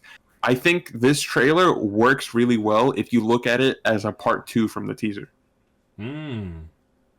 Because you remember where the teaser leaves off. It's with Deadpool on the Right. floor, and then you see the shadow of Wolverine go to pick him up. And I think this is like a great part 2 to that. Well then. Well, let's dive into it. All right, let's dive into it. We'll break it down little bit by little bit. I told you, you're not welcome here. You're not welcome anywhere. Damn, that's racist. Wow. Just because he's a mutant? Come Bruh. on. I could never. This man. Cancel this man. Now get the fuck out of my bar. Everyone go online and cancel him. Let's fucking God. go. Cursing? Hold on, cursing in a Marvel movie? Actually, Not just cursing in a Marvel movie, bro. Hugh Jackman's Wolverine being let off the thing. Yeah, with that fucking nose. Let's go. That's God's nose right there. He's the real Jesus. Anyway, He is Marvel Jesus. that actually makes a lot of sense. The last shot of him was literally the cross. Like, come on now. I mean, it was sideways, but still, come on But now. the cross turned to look like an X. Yeah, come on now. Come on now. I'm gonna need you to come with me right now. I love Deadpool, man. Hi, Can Pina. we- Hi, cabroncito. Can we just appreciate Deadpool's new costume, by the way? I think it looks great. Yeah, I think it looks great too. I think I'm gonna say is you always, whenever you add like more attachments and shit, you always get a plus from me. It's just always looks more badass, you know. So good for you. Yeah, this suit looks a lot more padded. Yeah, that too. That's okay. Just because he has a healing factor doesn't mean it doesn't hurt. I hear you. I'm not interested. Hold on. Who? What? When? Yo, Deadpool is one fine ass bitch. All right, don't be saying lady. Okay, Bro, calm down. He's staring at him with the light skin stare. He's got Riz. Yo, that's actually wild. It's like, listen here, Buttercup. This is how it's gonna go. Fuck it up. Lady, I'm not interested. All right, well, I'm sort of on the tick, so upsy daisy. Here we go. Oh, Damn. whiskey dick of the claws. It's quite common in Wolverines over 40. You don't. Damn. This next line from Deadpool is probably one of the coldest shits I've ever heard. The coldest lines of dialogue in any movie. First of all, I just want to point out erectile dysfunction joke. Who wouldn't make that joke? It's Of hilarious. course. Oh, whiskey dick of the claws. It's quite common in Wolverines over 40. You don't want this. Unless you want to take a deep breath through your fucking forehead, I suggest you reconsider. Damn. That's such a cold fucking line, bro. Unless you want to take a deep breath through your fucking forehead. Dude. You might as well have shot him already. You know what I'm saying? Jesus Christ. And then look how he leans into the gun. That little piece shows a lot. He's like, hey, fucking kill me. Go ahead. Yeah, you know what I mean? for Fuck you. He don't care. Yeah, that's it. The first official interaction between Deadpool and Wolverine, bro. I love it, great. man. So, first of all, let's break this down. 20th Century Fox. Big old wasteland. Do you think they're in another timeline here? They did mention, like, the timeline hoppers or whatever. I definitely think this is a different universe, for sure. This is crazy. He's in the Mad Max universe. That would be sick, right? Fuck yeah. War boys, karma crazy. Anyway, the Wolverine, this is a big question. Do you think this Wolverine is from an established universe or a completely different one? I think this is a different Wolverine. I don't think so, this too. is the same Wolverine from the Fox X-Men timeline that we're used to, because, I mean, Deadpool's from that universe, technically. Right. But there's a lot of baggage with that kind of universe, you know? So I see why they wouldn't do it. Continue. Yeah, so I think it's, Hugh Jackman, same character, different timeline. Okay. Yeah, and I think that as well. I think that works. Okay, me too. Yeah, I'm honestly fine with it. I'm just happy Hugh's back. You know what I mean? Like, Yeah, who cares? honestly, You yeah, know what I mean? I do not care what timeline he's from. It's Hugh Jackman as Wolverine. He's always gonna be Exactly. great. We just gotta ask these questions. That's Yeah, it. yeah. Oh, the shot, beautiful. Look at that fucking man, Jesus. I'm about to lose everything. Oh, isn't that the chick who's dating that one other one? What's her name? The one Negasonic Teenage Warhead. Yeah.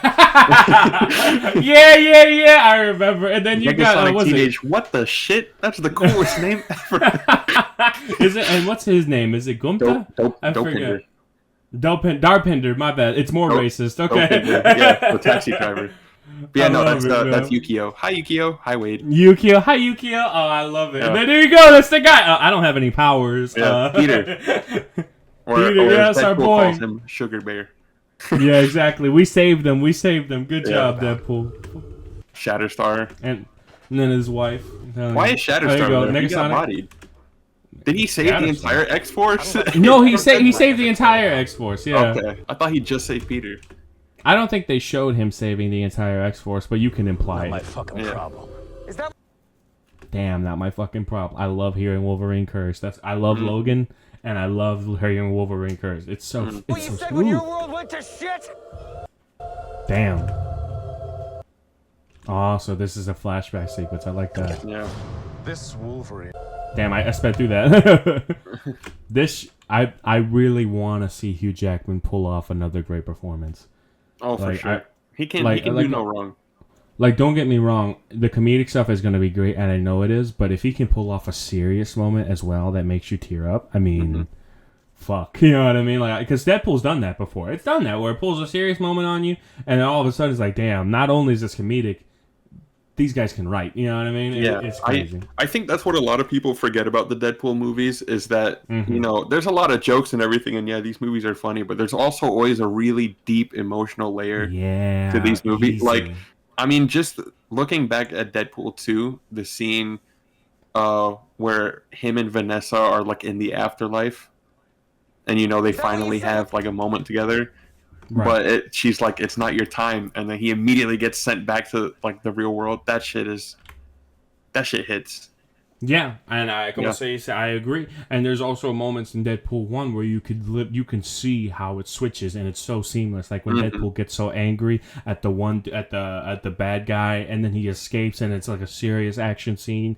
And then you have the shame that Deadpool feels whenever he's about to introduce himself to his girlfriend, but he chooses not to. Like those are serious moments, and they're heartbreaking. You know, so it shows that once again, not only is Deadpool capable of really good comedy, but it's able to make you feel when it wants you to. Yeah. So I pray we can get more of that. I'm confident. Yeah. So we'll see. And I think, you know, even with Wolverine not even necessarily being a comedic character, they have to lean into those serious moments a bit more. Absolutely. If Hugh Jackman has the range, so do it. Yeah, for sure. And I think this is going to be a funny-ass movie, but it might also end up being the most serious Deadpool movie so far. If I want to fucking tragedy. If they go that route, yeah. I hope they go that route. I hope they don't just do comedy the entire time. Like, I hope they go for genuine, serious, like, substance kind of shit. Because they did in the previous do and did it flawlessly. So, that's my opinion. Yeah. Come again. This Wolverine let down his entire world. So this is when he's in the little time traveler's box, wherever that is from Loki. TVA. So that's cool. TVA. Right. That one. The I haven't seen Loki. Authority. Authority. I have a jacket. I have a TVA jacket. Really? Yeah. That's cool. I didn't know that was a thing. I gotta watch Loki. There's so much shit I haven't seen. It's so fucking good. That's what I hear. It is genuinely, and I'm not trying to overhype it, but it is genuinely probably one of the best pieces of writing in the entire MCU. All right, then. Yeah. That's not me trying to overhype. Like, genuinely it is. All right. Yeah. Damn. Also, people have pointed out that first sequence, this one right here, they ripped it from the Tobey Maguire Spider-Man when he's fighting Flash in the high school. Who in the high school? When Oh, Peter the first gets Amazing his Spider-Man. power- Is it the first Spider-Man? The first, the Tobey Maguire Spider-Man. Oh yeah, the bully. When the bully Flash is trying to fight Peter in the hallway, and Peter just got his power, so his Spidey sense is all crazy. It's the same sequence. It's the same one. So yes, and you're right, the exact same one. But instead of a fucking deflection, it's a claw. Yo, look at his face. Even Deadpool's looking down. It's like, don't you fucking do it. Don't you fucking do it. Ha! God damn, one more time. Oh, damn. Oh, fuck. Oh, fuck. That's not good.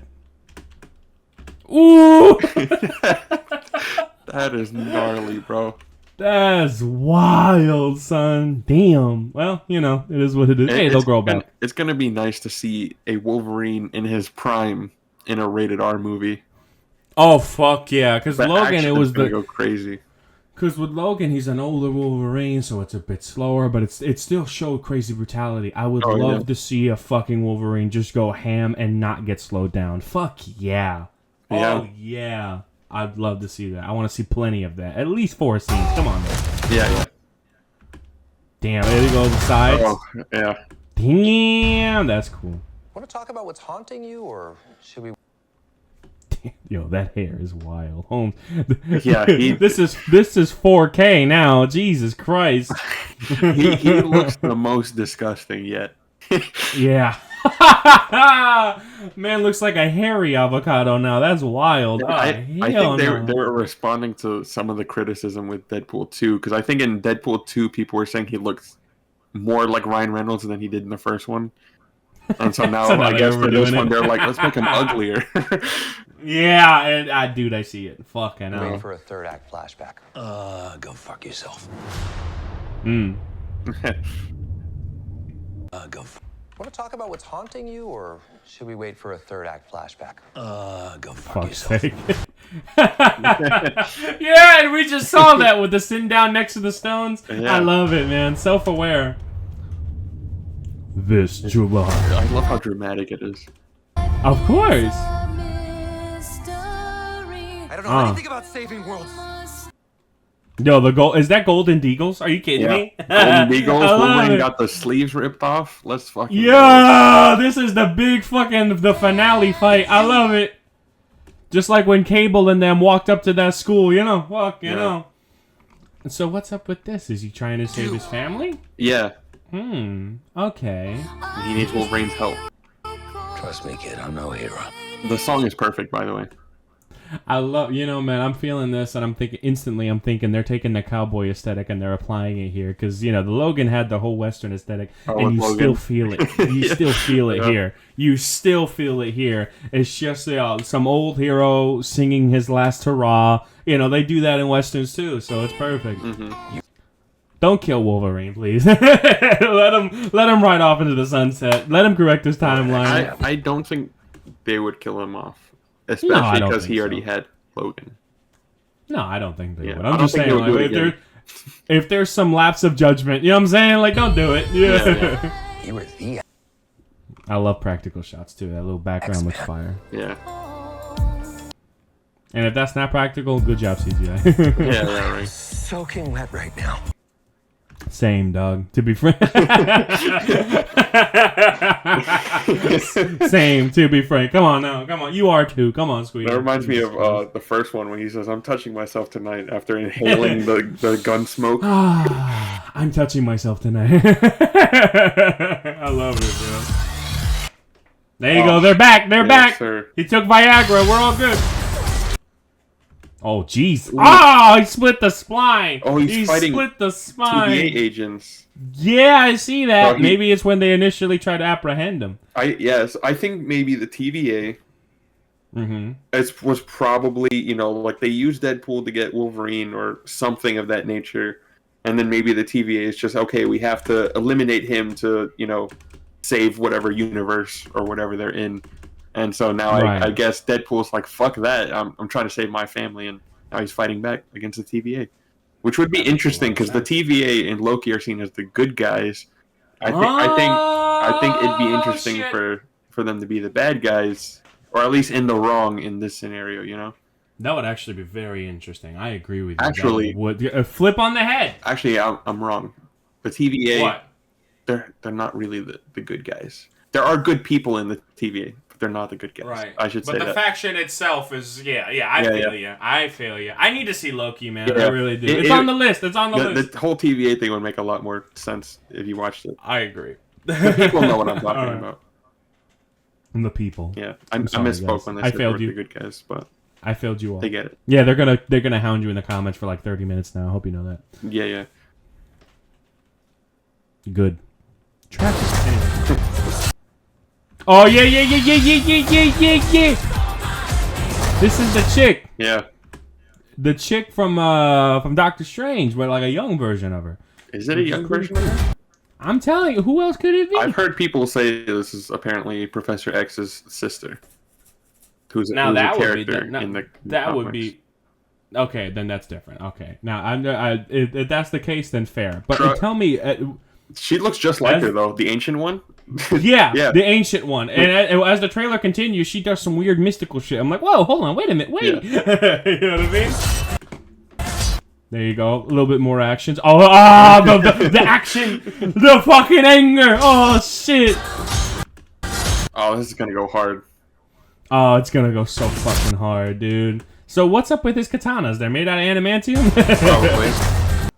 That's probably what it is. The TVA gave them. That's what happened. The TVA gave that shit. That's good stuff. I don't mind. There you go. Ooh, that was good and violent. Yeah, that shit. Yo, Deadpool and Wolverine in 3D. That's what that shit is. Yeah, I love it. Oh shit. I know what I'm doing, ladies and gentlemen. Damn. Yeah, so TVA gave him the katanas. I just yeah for sure. Pizzazz. I love it. I love it. If you're going after Wolverine, you need these, and he's like, why? He's like, just trust us. Just trust us. Yeah. There's nothing like. Okay, so I want to know what the fuck is happening here. Yeah. Yeah, what the fuck is happening? Was he like bouncing on Wolverine or something? Pizzazz. Yeah, what the fuck happened here? What the fuck? What the fuck? I have no idea. Yeah, you're right. I have no idea. Silly. I love that shot, by the way. Can I point that out? Mm-hmm. This shot looks fucking great. Like, it looks warped. Maybe she, like, got, like, one of the characters, like, in, like, a warp, like, a hypnosis state or, like, knocked out or something. And this is their POV, because I've seen that, though. Coming together. Coming. Hey, that's Ant-Man helmet. Alright. So, yeah, there we go. Ant-Man helmet, and then... Actually, is that his body? There's shoulders, too. Maybe. Oh, shit. And there's a skull underneath the helmet. No, that's sus. So they killed Ant-Man. Fair. And then look at this. I forget her name, but look at the claws on her fingers. Oh, shit. That's from X-Men 1. And then look, the fucking villain from First Class, the little devil guy. Yeah. Holy shit. Yeah. So these are all, like, fucking characters from the X-Men universe. Oh, shit. In a way. That's fucking wild, dude. Little shit like that is how we get it. You know what I mean? That's wild.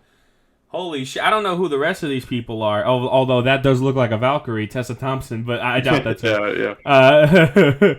Yeah. This is fucking wild. But this is the one that caught my eye. And then I completely missed this guy. Yeah, he has a tail and everything.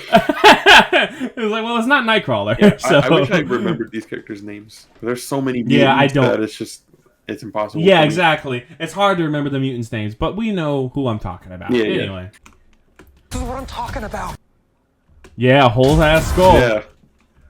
And then bye-bye. And then look at his badass car. I like that. Little shots like this. Wolverine drinking. Oh, yeah, he's the alcoholic. Makes sense. There you go. Just spits it out. Smart. The fuck is he rolling? Damn, that's an ugly-ass dog. Holy shit. Look at Hugh Jackman's face. Like, yo, hold on. That's actually the perfect dog for Deadpool, though. He looks like a cancer patient. Yeah. God damn. Wait, they picked up some... Is that a Shar-Pei? What? The dog. The hair? No, like the dog breed. I have no idea. I have to look that up right now. Sharpay? Oh no, I don't No, think so. okay. That's the bitch. How do you spell Sharpay? It's P-E-I. Oh, okay. I got it. Yeah. No, No, it it's can't be a not. Sharpay. It's too big. Because It must be a mix between a Sharpay. there's a joke in one of the Deadpool comics where they say Deadpool looks like a cross between a Sharpay and Ryan Reynolds. So I was wondering, it was like, oh, it's a dog. Is that a Sharpay? That would be hilarious. Maybe it is a cross of a Sharpay and something else, like a pug. Maybe. That would be cool. Anyway, a little cutie. Oh my god. All right, anyway. I actually back to never the trailer. Googled. I just realized I never knew what a Sharpay looked like until now. There you go. It's alright. Jesus Christ. Look, explosions are happening. He can't take his eyes off of it. I love it, man. Look, he's not even stuttering. He's not even moving. Like, it's just, damn, that thing's ugly. Mad Max. Oh, Mad Max. The Mad Max. Yo, that's a straight ripoff. Come on now. Come on now. Jesus Christ. Damn, right in the leg. Ow. So this is the van. Yeah. This is the van. So were they the fighting? airbag. It's the airbag. They're fighting, and it's the airbag. It has to be that. That's why he it gets can't be launched anything through else. the window in the ceiling. Jesus. And then big old, we like explosions. You live or die. Is that the same van? Hold on. Probably. No, I don't think it is, but it'd be cool. And then here we go. So immediately I'm like, is that the whatever the fuck her name is? Yeah. What is it called? Ancient one. The ancient one, but it's like, no, that actually makes more sense that she's not, because she probably pulled like the fucking shield spell, like knock her soul out. Yeah. Still really cool though. She's real seamless with it. Yeah. She quick with it. Oh, this is a cool. This the van. No, it is the van. It's the van. It is the van. I love it, man. And this is a big final I fight. hope we see that van for the whole movie. Yeah, that's what I'm So saying. It And then gets like, blown up at the end. I wish when the van goes, it's like Red Dead Redemption 2 with the horse. It's like We had all our memories with that horse. Yeah, exactly. It's like, it's okay, boy. You can go. Yeah. That's it. Some cool ass action, long shot. I would love to see some long shots. Hell yeah. Go. Let's fucking go. Yeah. Yeah. I love it. Yeah, look at this shit, bro. And then we Oh, got- Doctor Strange. Doctor Strange. That's wild. Gotta know the context of this and where they're What going. a shot. Yeah, yeah, yeah. Where are they going and who created the portal? Oh my god. And what's the purple clouds? I don't know. Is that is that the multiverse? Like what? Oh shit. That's the thing. I'm not a big comic bird, so I don't know. It looks like a storm that was in Loki. But the thing is, we don't know if this is before or after Loki. Yeah, that's so the if this thing. is Fucking before, it would make sense for the TVA to be bad. I'm just gonna say that. It would make sense for the TVA to be the bad guys, or one of them. This looks so fucking badass, bro. It does. Deadpool and Wolverine, Marvel Studios. Cocaine. Hey, cocaine is the one thing that Feige said is off limits. And this is the self-aware joke that was actually funny. Want to do some cocaine? Hey, cocaine is the one thing that Feige said is off limits. What about Bolivian marching They powder? know all the slang terms. They have a list. Even snowboarding? Even disco dust. White girl interrupted? Even forest bump. Do you want to build a snowman? Yes. I can't. But I can't. I love it, man. I feel like that's Ryan Reynolds talking. Not even Wade Wilson. Yep. That's Ryan himself. He's just Jesus like, damn, Christ. I can't use cocaine. Yeah, how much you want to bet Kevin Feige actually told him not to do that, and And then they wrote and they it did into it the movie. anyway, and then they showed it to Kevin, and it was like, shit. All right, keep Like, it all in. right, Fuck. fine. Hey, cocaine is the one thing that Feige said is off limits. What about Bolivian marching They powder? know all the slang terms. They have a list. Even snowboarding? Even disco dust. White girl interrupted? Even forest bump. Do you want to build? Damn. Forrest Bump is a good one. I like that. Crazy. Damn. Let's fucking fucking go I'm in there. theaters. I'm there. Day one. I'm there. Day one. You kidding me? Shit, Deadpool and Wolverine finna be a goated ass movie. After the teaser trailer, I didn't think it would be too special, but then after the first one, yeah, I'm down with this. I'm down with this. It would be funny because you're gonna upload this as like its own clip, right? Yeah. You know, yeah, you have like the Deadpool and Wolverine won't save the MCU. It would be funny if you had. They might that they might save the MCU. Okay, guys, Deadpool and Wolverine might save the MCU. Come on, not even fully of like they are. Like they might. They might. Okay, they might actually pull it off. And then if the movie's good and we review it, then Deadpool and Wolverine saved the MCU. Yeah, the trilogy, I was wrong. The holy trilogy. The holy trinity of Marvel films. Easy. 100%. The one trilogy Marvel doesn't fuck up. How about that? Jesus Christ. But no, this looks really good. Really, it looks really good. fucking good. I think this is an amazing fucking concept. I think it's a crazy. It's a money movie. It's gonna be great. Yeah, $2 billion easy. So, oh yeah, 100% without a shadow of a doubt. Deadpool finna be big. So the thing is, it's R-rated. You think it's gonna hit $2 billion? This Joker hit over $1 billion. Yeah, I still think. I don't know about $2 billion, but I think definitely $1 billion. You know what? No. You know what? No. I think it'll hit $2 billion. I think so? At the end of its cycle, I think it will hit $2 billion. You know why? Because this film is more marketable than Joker. That's true. That's what I think. I think kids will still watch this. Kids won't go over and watch a psychological breaking down of a man in Joker, especially with all the bad press. But this movie, this is a popcorn fucking movie right here. Yeah. This will make $2 billion. Like, it may be R-rated, but okay. First of all, it's a Deadpool movie, which people don't mean shit. Already fucking love Deadpool. They brought back Hugh Jackman as Wolverine, and people fucking love Hugh Jackman's Wolverine. Oh yeah, Hugh Jackman is Wolverine. There's no other actor that plays Wolverine. It's just Hugh Jackman. I agree. And then if it's voice acted, it's Steve Blum. That's it. Anyway, continue. Yeah, and then also, it's in the fucking MCU. Deadpool and Wolverine are in the MCU now. Which is the biggest driver, the fact that it's in the MCU right now. So, yeah, I can say it confidently. This is going to break $2 billion. I mean, look at that. Marvel Studios, Deadpool, Marvel and Wolverine. Studios, bitch! Yeah. Yeah! It's gonna make a shit ton of money. And as someone who works at a movie theater, I am very afraid. Yeah. You're gonna be swamped, and I'm literally gonna buy everything on the concession stand just to piss you off. Oh no, you're a cook. I'm gonna make sure to order everything on the menu. Fuck you. And I'm gonna make sure that only you are allowed to cook it. I'm gonna go back there myself and be like, no. I don't want my hands touched by y'all peasants. Only him. That's it. Ridiculous. That's crazy, bro. Acting like I won't just fuck up his order on purpose. You right. My bad. Gives me salmonella. Prank, bro. Undercook everything. Bruh, no. You can't do that to me. Come on now. That's cruel. You can shit. I'd rather you shit in my Oreo shake than to give me raw chicken. You know what? I'm just being honest. I'll give you undercooked burger patties with overcooked buns.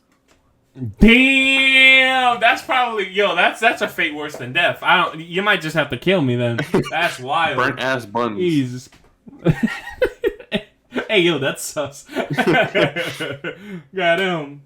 You think when Jesus Christ? You think when Wolverine got nuked in like that hole in the second Wolverine movie that he had burnt ass buns? I think that would be the definition of burnt ass buns. Yeah, me too. Yeah. He should just like stick his ass out the hole when the nuke went off. Oh Jesus Christ! We gotta get a nice toast going. He just blocks the blast with his ass. Oh Jesus Christ! It goes right up the butthole and then just shoots back out. It's like, ooh, toasty. What? I feel like that soldier would still kill himself if he saw some shit like that. Jesus Christ. All right. Anything else? No, this is gonna be a good ass movie. Everyone knows that. It's gonna be. We all know that now. We didn't before, but now we do. It's gonna be fucking sick. So there you go. Better late than never. Am I right? Right. Right. So we have another trailer that we wanted to react to. Joker. How do you say this? Fucking hell. Folie Adieu. Yeah. Folie Adieu. It's Joker 2, all right? It's Joker 2. Fuck it. It's Joker 2. So we're going to watch this. We're going to break it down. We're going to be pausing a lot. If you actually want to watch the trailer, go watch it your damn self. We're going to be slow. Fight me. All right? Yeah, we don't care. Yeah, we really don't. Sorry. With that being said, I just want to preface this by saying we love... Well, I'll speak for me, and then I'll let you speak for you. I love Joker. Joker was a damn fine film. To be honest, I felt like it was kind of giving the Joker paint job at the last second. That being said, I don't mind. I don't mind. I think it's great. I think it's an awesome movie from front to back. And the fact that DC actually has a win in the cinematic universe for once is a nice change of pace. So, Joker for me, amazing, top tier. I think if it's not the highest 9 I can give, it's a 10. It's damn fine. How about you? I think Joker is a great movie, but didn't need a sequel. We were gonna get to that. I was gonna get to that. Yeah. That's how I you feel. agree with what I said about 1, correct? Yes. Okay. Now with 2, I'm scared because 1 is literally the perfect ending. Like it's great. It's a full movie. It's a full story from start to finish. It even says the end at the fucking end.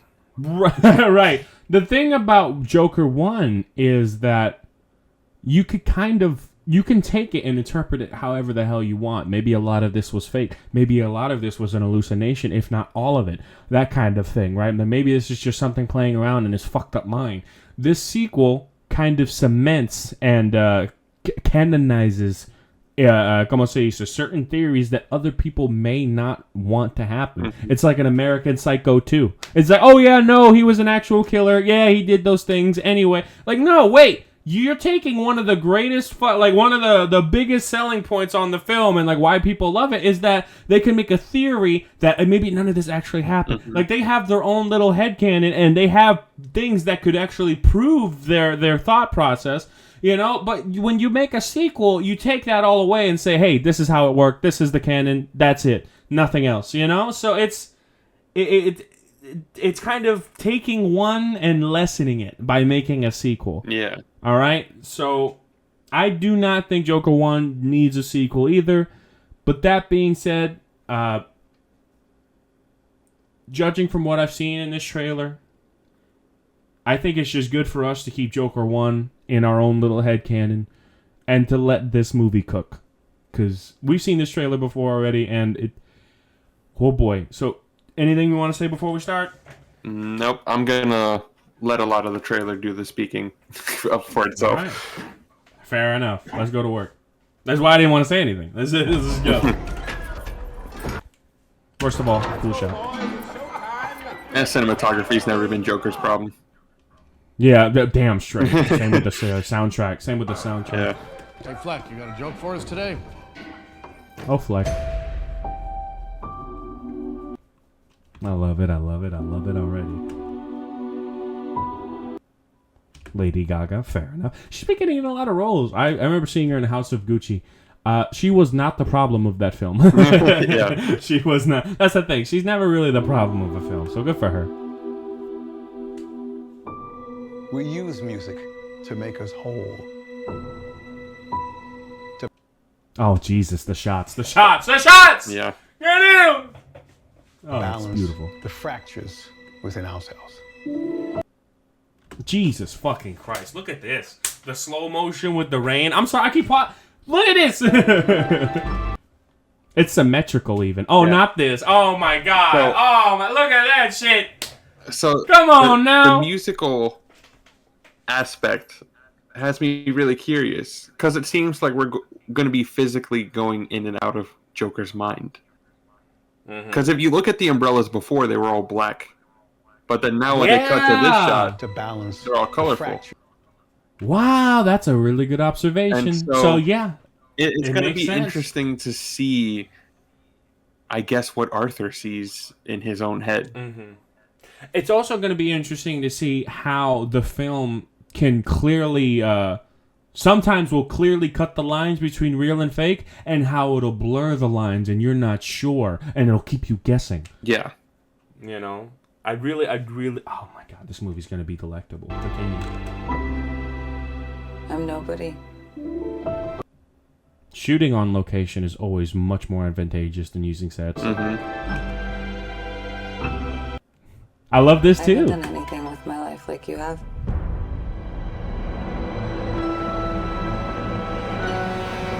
Oh my god, who cooked? I love this Who shot. cooked? Who the fuck cooked? This shot, to me, this shot should have been the poster. Yeah, bro. You know what? That's smart. This could have been the poster. I agree.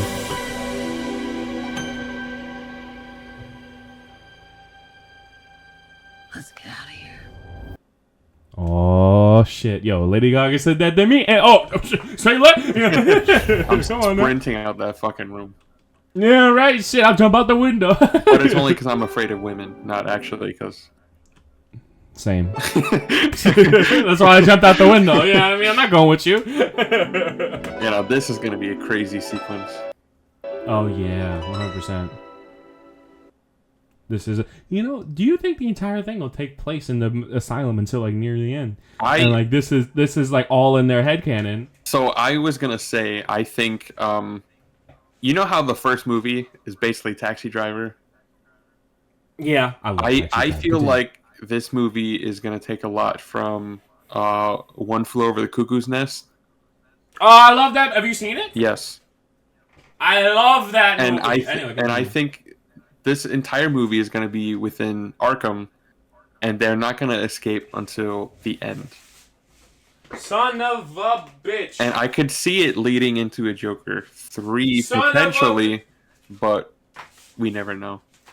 That is such an astute observation. But then again, One Flew Over the Cuckoo's Nest is actually a goated fucking concept.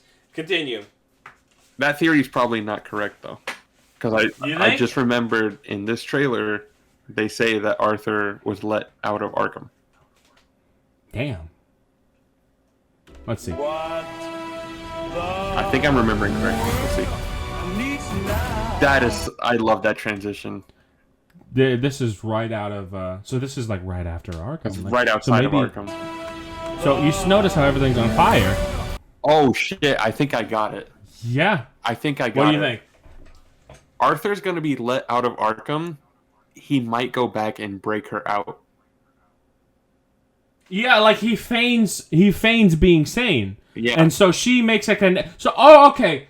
So what she's gonna do is that she's gonna como se dice? Maybe she's even feigning it. Maybe she's not, but maybe she's even feigning loving Arthur so she can get out of the damn asylum. Maybe. He gets out and then he comes back. That would be crazy if it was like a manipulation angle and then he's heartbroken.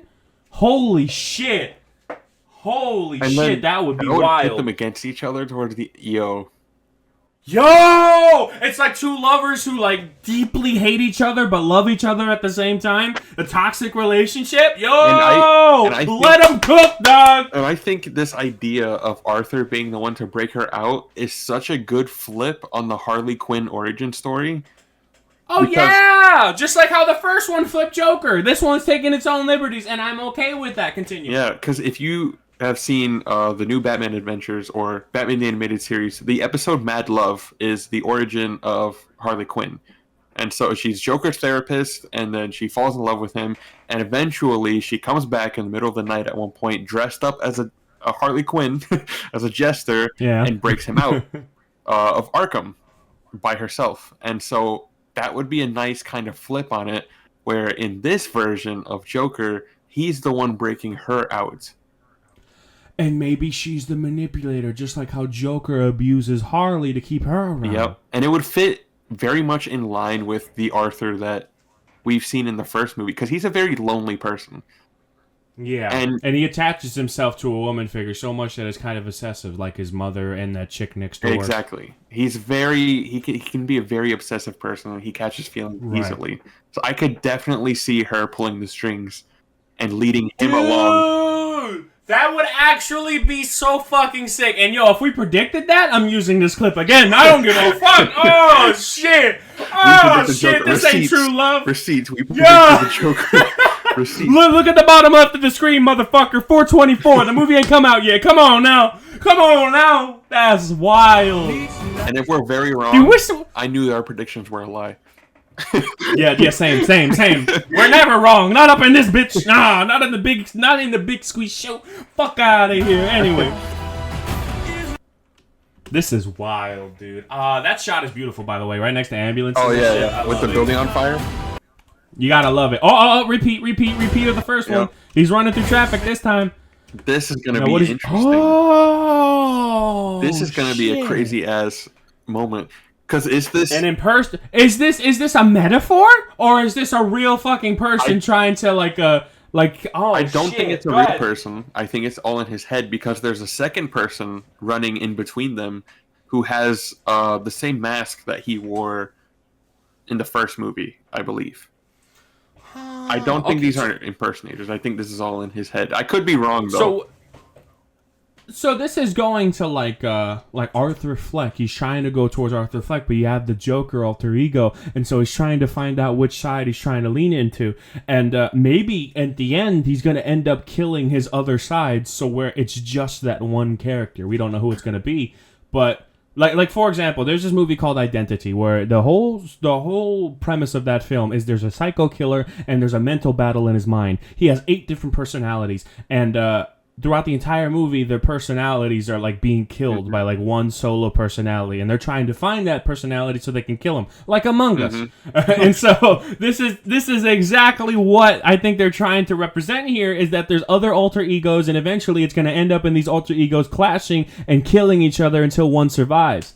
That's actually wild. It's interesting because I could definitely see this specific scene being that, you know, he was released from Arkham because he's, you know, potentially sane, and maybe he's fighting with the idea that he could just be a normal person in society. He could try again to be Arthur Fleck. That works too.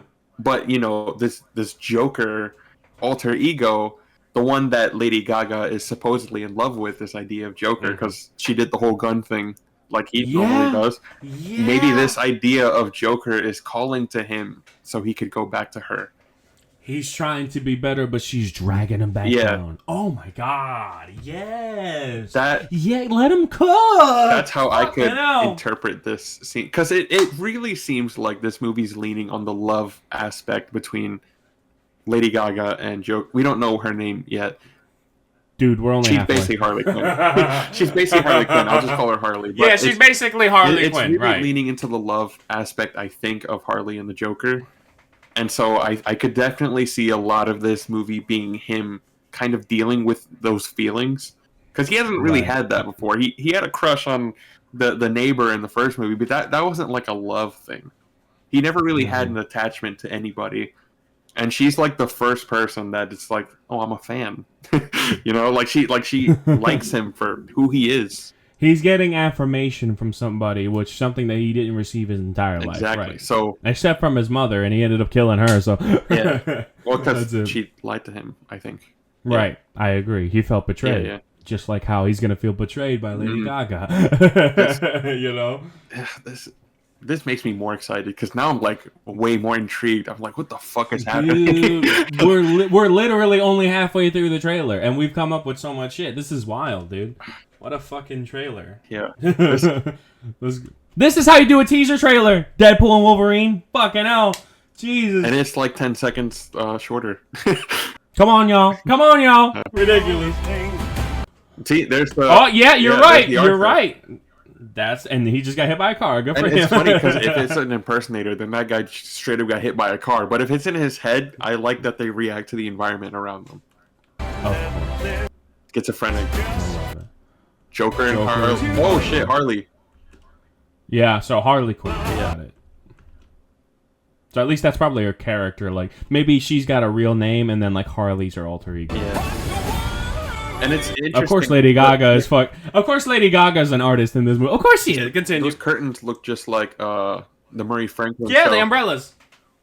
Not just the umbrellas. Yeah, the show, the talk show from the first movie. You're right. You're right. And so what I think, so this is definitely a hallucination. For Probably sure. them doing their little dance. Maybe whatever, these right? colors so are representative of his hallucinations. Right. You get it. Clown to clown communication. This is it.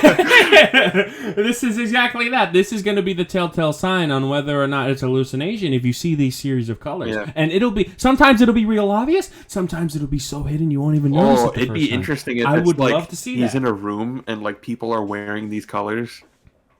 And it's like very subtle, like you don't even really like notice it unless you're really like. That looking. would be unless you're really paying attention, Yeah. right? So you'll catch it on rewatches and be even more wow, dude. I can't. Oh, this movie's gonna be so fucking good. Oh Jesus. Get it? So that's near the beginning. That's probably that's probably right at the beginning. Yeah. Oh yeah. I've seen. She looks evil as fuck here.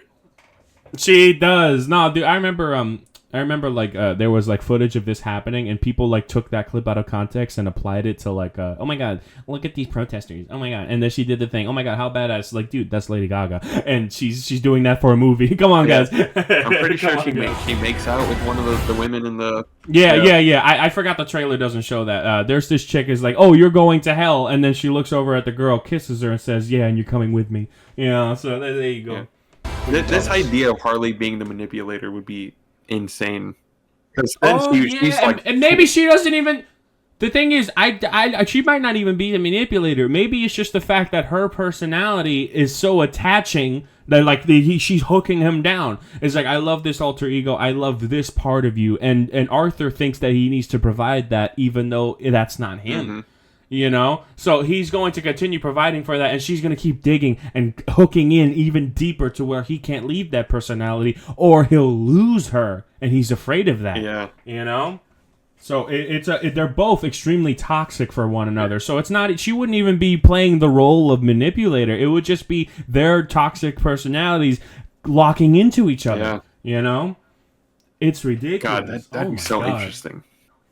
I agree, and I think that's exactly what they're gonna do. That's what it looks like. I may be wrong, but I doubt it. What changed, Arthur? Oh, hey, the synced up shot. She's pregnant. What changed, Arthur? Oh wow. Well, this is definitely a hallucination. Yeah, for sure. I mean, look how This colorful is it is wild, compared though. to the normal shots. I'll tell you what's changed. Wait. Let me look at her dress. No, okay, different colors. I'm like, hold on, wait a minute. The colors. So so this is probably near the beginning as well. Like he's in the asylum, and then he's going to the law for When this. he's going insane. Or maybe did he get released on the bail? Maybe I'm not sure. I don't think it's on for murder. bail. I don't think. So what is it? Maybe he got brought back in later on in the film, and then there's a whole fucking story around it. And then so like now they have the what's the word? They're having the whole trial thing public. Maybe. Yeah. And like Gotham is such a backwards ass city in all kinds of fiction that it's really not is. totally far off for them to just be like, oh, he's just a crazy person, guys. He didn't mean to harm anyone. He didn't and mean then they it. just He let him pled go. And insanity. it's like, what the fuck? Yeah, I wouldn't be surprised. They fucking up. There you go. Definitely, you think a corrupt official is involved? I mean, it would show how bad Gotham is. Gotham's always shit. Yeah, so I would like to see like a corrupt official somewhere. It's like, okay, it's so easy to bribe these guys. Oh my god, something stupid, right? I mean, I think I would showing like to the see that. state of Arkham is enough to show like, yeah, Gotham's a shithole of a city. Well, that can be a part of it. Yeah. That's the Also, thing. they're getting Like, married. Gotham's already fucked. Yeah.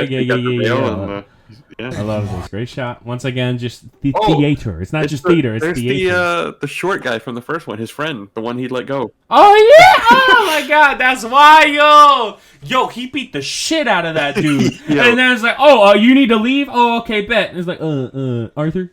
Yeah? The door, it's locked. I can't reach it. Oh, no problem. Yeah. And then he scared him out. Yeah. Kisses him on the forehead. No, dude. Bro, I love it. Oh, damn. Ow. Hotel Arkham. Vacancy. That's Vacancy. what we should Hey. be talking about.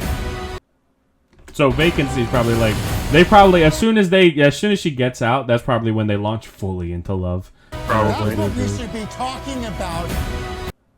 And then, Oh yeah, he's gonna make a fire ass monologue there. That's what we should be talking about. That's gonna be like societal right there. that's gonna And be this is just them like burning his down Arkham. monologue on the Murray Franklin show. Yeah, exactly. We go werewolf, that kind of shit. Yeah. And then this is I'm telling you, I feel like Lady Gaga's gonna pull off a badass performance here. She really is. Just this shot alone, I feel that. Yeah. Just I could tell. You could see it in her eyes. This is insane. Look at all Did these someone fucking blow up the shots. courtroom that Joker was in? Let's see. So yeah, he's laughing here. Do you think that's the Talking about. You think that's the final shot? This would be an interesting ass final shot. That would be an interesting fucking final shot. If it is, I told y'all. I'm just saying. It might be. It might be. It's actually He ridiculous. just ends up right back where he started. That would. Yeah. At the end of the day, you after a toxic relationship, no one goes anywhere. You know what I mean? Courtroom. Yeah, I this assume is the where courtroom. they're holding Arthur's trial. Yeah, you can tell by the rails. Yeah, so this is a courtroom, and it has to be involved with And then Arthur. the Because next look at the frame- cameras. This is a big public Yeah. one. Is that a clown mask? What is that? Yeah, it looks like a clown. That's a whole ass clown mask. There you go. Is that Arthur on the railing there? You see that guy? Where? The guy flipping Here? over the railing? That looks like Arthur. Like it looks like his legs. But there's Maybe, Arthur here, I guess. There's Arthur right here. Boom, yeah. Wow. And then the Oh. gun. Whoa, watch out, watch I out. like that shot. And then she becomes Joker, yeah, oh shit. So yeah, what is this meant to be? I'm pretty sure this is just a part of it where like he's going and she's like back off, something like that. This is like playful. We are all clowns. Real playful. Yeah, right. And then this is cool. I love that shot. Oh, here we go! Literally one of the baddest shots in this movie. I want to see the real you.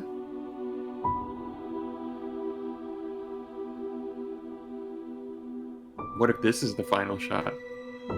Now that would be something. And cut to black. Yeah.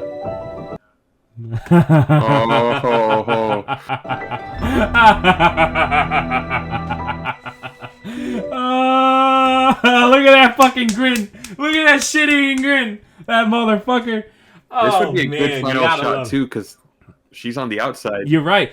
That sequence where he's being dragged in, and then it's the outside laughing again. Maybe because he lost her, right? Like something happened where he lost her, and then this happens in a hallucination. Maybe she's dead. Ooh. Yo, like a Bonnie and yo! Clyde. Tell me I didn't just predict that shit. No strings attached. She's dead. Joker 3. Damn. Come on now. Yeah, That's the only way where Arthur could experience so much Arthur would stress. have that No. That is literally. Yeah, I agree. That is literally the only event that can take place that can bring back Arthur's crazy laugh again because of all the stress. Notice how he's delayed and he's not really doing that laugh out of pain anymore because he's more in control of it. Mm-hmm. They showed that at the end of the movie. That kind of thing is the only thing that could destroy his psyche enough for him to be that stressed to where he's laughing like that again. She's dead. She has to be dead. And that's one of the final shots of the film. And this is the final shot. It's a hallucination. He's trying to cope with it. Yeah. By hallucinating That's gotta her. be it. That's gotta be it. It can't be anything else. It's gotta be it. That's interesting. Ah!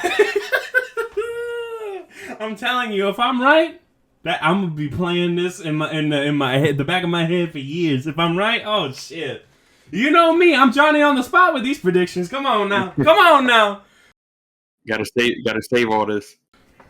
That's why we're recording it, Holmes. It's all good. Yeah. Joker, Folie, Adieu. Oh my god. October 4th. I'm there. Yeah, I'm there. Easy. Yeah. We're watching this shit together. After this video, we watching this shit together. I don't give a fuck. That was wild. Wow. Directed by Todd Phillips, the same guy as the first one. Director of The Hangover. So, What's up, Skweedo? How we feeling? How we feeling? I'm a lot more excited than I was before before we did this. Same. Fucking same. I got goosebumps. I'm like The Rock right now. This is ridiculous. Oh my god. What a fucking trailer, dude. Oh my god. Wow. Beautiful. And now that we've broken it down, see, that's the thing. Some trailers, you break it down, and it's infinitely more exciting. Oh my god. Beautiful. I can't wait. I can't fucking wait. I think that's literally all I have to say about the film. It's gonna be awesome. And for people who think that Joker 2 shouldn't exist, I like to point you with this argument, and I don't think you think that, Dorian, Skweedo. Absolutely not. I think that there are people out here who will hate on this movie automatically because of how perfect the first film is. And that's fair. Mm-hmm. But there's this thing called headcanon. You don't have to consider 2 a canonical sequel. You don't have to. So if you don't like this film, you just expel it from your mind. Just like how everyone expels Star Wars 7 through 9. It's okay. It's okay. You don't need to include it in your headcanon. It's fine. Enjoy what you enjoy. But damn, I'm going to enjoy this. Oh, man. Anything else, Skweedo? I could even see people, there are people that don't like the first one because it's not resemblance of, the Joker that we know. It's a Joker, but it's not the Joker. And I think a lot of those... I think this is going to be one of those movies where if you didn't like the first one, you're probably not going to like the sequel. Right. Absolutely. This is made for people that stuck around and enjoyed that first movie. I think this is going to be more of Joker. Let me be offensive. Imagine not liking a character for it not being a carbon copy. Fight me, dog. Fight me, bro. Ridiculous. Jesus. But this is going to be interesting. I'm fully aware that the other Jokers aren't carbon copies either. I'm aware. Just shut up. All right, continue. This is going to be interesting, though. I 100% agree without a shadow of a doubt. This is going to be a fire movie. And it might be... Do you think that there's going to be a debate whether 1 or 2 is better? I think it's going to be one of those things where you can't have 2 without 1. I think this is gonna flow seamlessly from the first one to where it's like if you're gonna watch 2, you have to watch 1. It's like you can't have one without the other, Right. That's fair. It's gonna be great. I just know damn well from what I've seen here. Beautiful. Yeah. Beautiful. That's it. We'll see. What a time. We'll see. I'm excited. What a time. Same, dog. Same. Okay. That was a really good clip. Holy shit. Wow. We got so much down, and that energy is going to be contagious. Good job, Skweedo. Thank you. Good job to you. Indeed. Dab. Anyway. Bro, dab? Get him out of here. Yeah, of course I did! In real life! Fight me! Jesus. Anyway. So, now we just recently watched the Joker trailer, and now we have to react to something abhorrent. Are you ready, Skweedo? No. Because I'm not. Yeah. Star Wars Outlaws. Fuck. Here we go. Gameplay trailer. So, what have you heard about this so far? Because I have only seen the official story trailer. So, as you can see, what do you know I've about only this? seen like one of the very first teasers they put out for this game. So I know open world Star Wars game where you're basically an outlaw. Fair. I would be excited if it wasn't Ubisoft, honestly.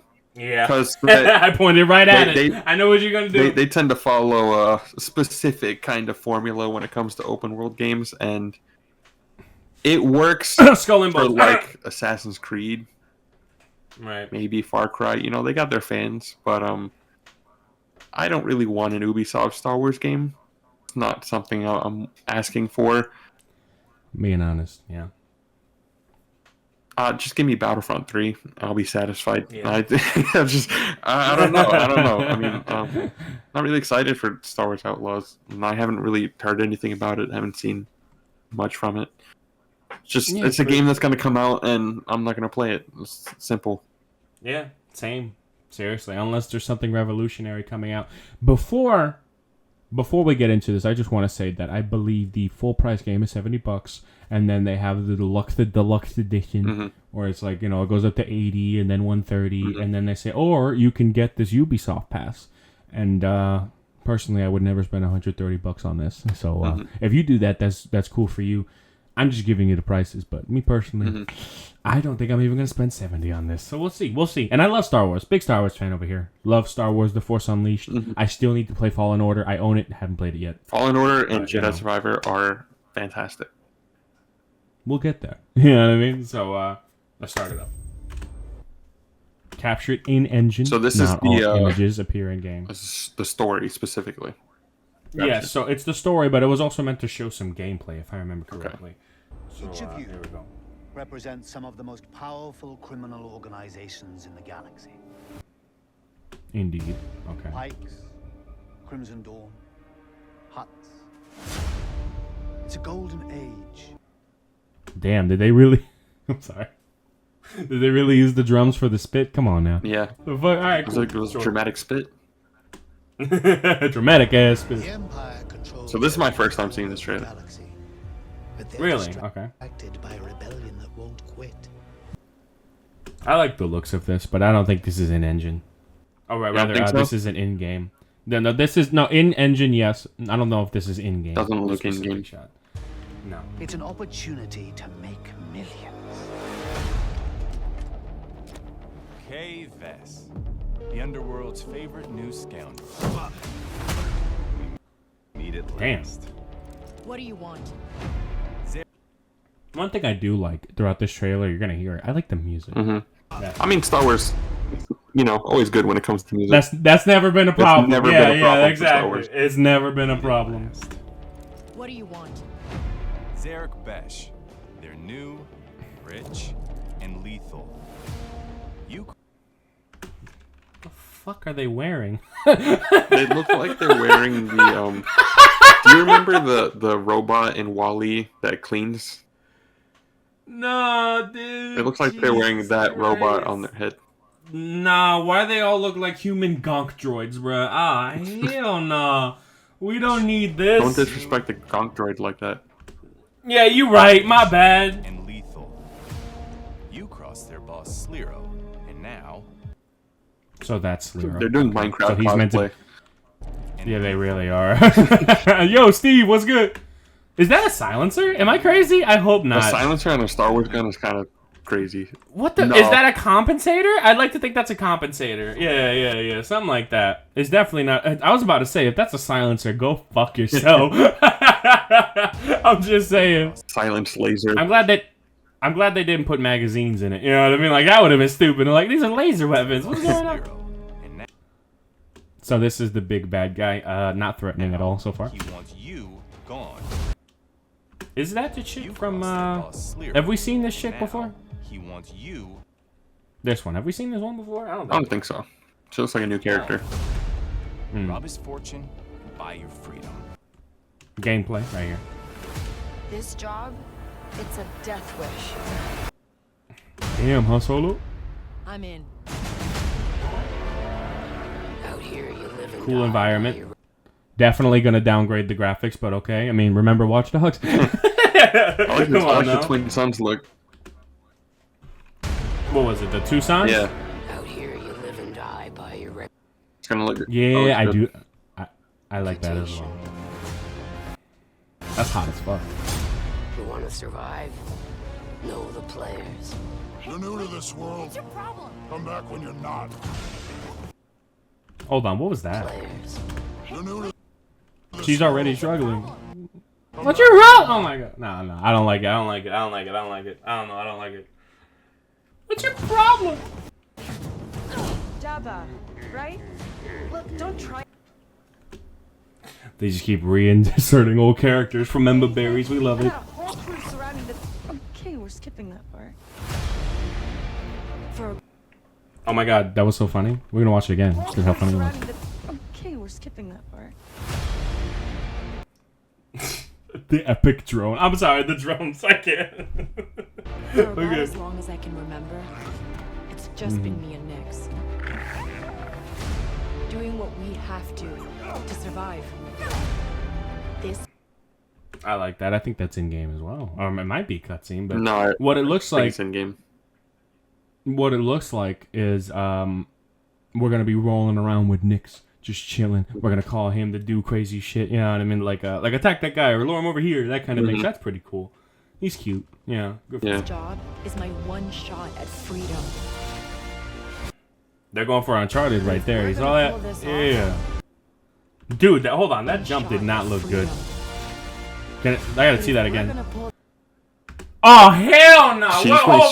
Hold on. Wait a minute. Did you see what I saw? Yeah, she was still running in the air. And she levitated, bruh. Oh, hell no. Wait a minute. Please tell me she got rocket boots. Or like gravity boots, and that's what's making the jump so high. Unfinished animation.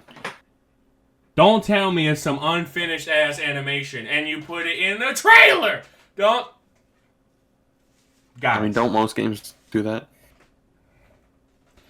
When you release a trailer, game developers of the future, make sure that the shots you include are finished. You know, good idea. Me personally. That's what I do. How about you, Skweedo? You do that? Put finished stuff in the trailer? Yeah. Never. You're right. In fact, I show pre-development footage. So it's just like storyboards and shit. Just like Rockstar when they leaked GTA 6. Oh, wait. You're telling me they didn't? My bad. Yeah, you're right. Pull this off. God damn it. I never saw that till now. The fucked up jump animation? Oh, my God. I'm sorry, that's so bad. How'd you miss that?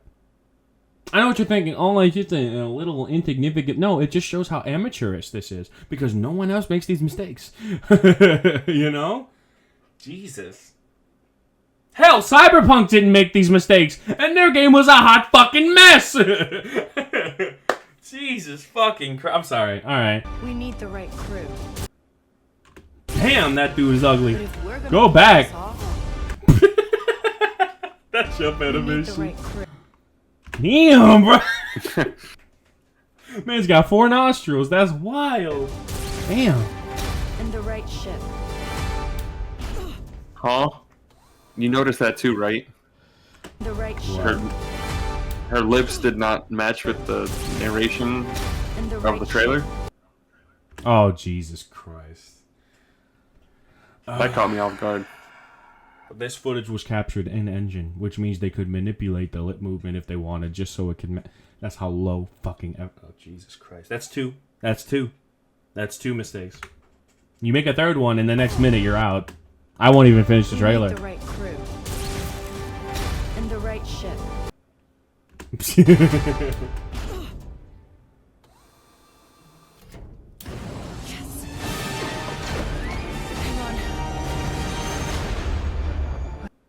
You know what I never noticed? Is that, does that ship have shields? Is that what it is? That's why it's bouncing off? Yeah, I think it's shields. Okay. I hire you because you are one of the best hunters in the Outer Rim. She's more. Okay, she's gonna turn into a good guy. Yeah, definitely. I honestly noticed it from the first frame. Yeah, my bad. Classic Ubisoft formula. Yeah, I'm a little slow on the draw. She's gonna be a good guy, especially now that she's about to defend her. Watch. Also, you know what I think is just bad storytelling 101? I hired you because you're one of the deadliest outlaws in the galaxy, and then they immediately showed her getting her shit pushed in by another robot. Tell me about it! If she, like, fucked up the robot, it would have hyped her up. Nope. Unless he's talking to the robot, I don't think that clip works. No, he ain't. Because that's not how he's framing it. That's not how the video's framing it. So it doesn't matter. And she's giving her compliments. Is mixed up in something bigger. They're probably not gonna be friends, but she's gonna be like, just go or something like, you know what I mean? Like it's like, oh, I'm gonna let you live, like something dumb like that. It's fucking stupid. I really want to see that fucking going across the water with him in the back. That's pretty sick. But a rim is a dangerous place. Everyone is fighting I would love to fight some wildlife in this game. Are you kidding me? Piece of the galaxy. That's gameplay. Little kick. But all I want is to live free. So I'm gonna rip. Grapple hook. You need it in every Ubisoft game. The grapple hook. I love it, man. Jesus Christ. Hold on, Nick. Jesus. Oh, so that's the pit? The Sarlacc pit, I think it's called? Is it? A big old Sarlacc pit. Yeah, yeah, teeth. Yeah, it is. Death Trooper, Oh! ATST. Yeah, right. Spiders. Yeah, Big I'm old- not playing this. Hell no. So what is that? That's what I want to know. That's a big dude, like a big snake, a big desert snake. What the fuck that is? I love the musical flourish here at the end. That's the thing. I'll give it props, but the musical flourish. Star Wars Outlaws pre-order available now.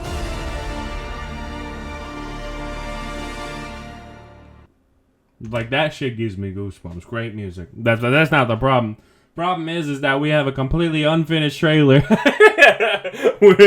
with obvious story beats. This is the story trailer. This is what that is. Obvious story beats. With gameplay that doesn't look half bad, to be frank. But I don't see myself getting sucked in and immersed in this world. I see myself doing some cool things that may tide me over to the end. That's about it. So, a slog. How about you? How do you feel? So the vibe I'm getting from this trailer is, it's the official story trailer, right? I feel like there was barely any story. And so it makes me feel like this game is going to be... That's all there is to it. That's all there is to it. It makes me feel like the story is going to be told in an NPC standing there. You walk up, press A to talk, get a lazy animation with the voice acting cutscene, or like with voice acting behind it, and then that's your exposition for the game. And it's going to be a lot of, hey, do this, do that. Skweedo, cross your fingers that's not the truth. Because if it's the truth, we are going to rip into this game for an entire podcast if that's the truth. And it's interesting that they release a quote-unquote official story trailer now when the game comes out in August. I feel like a story trailer is not something they do until like a week before launch. Am I wrong? You're not wrong at all.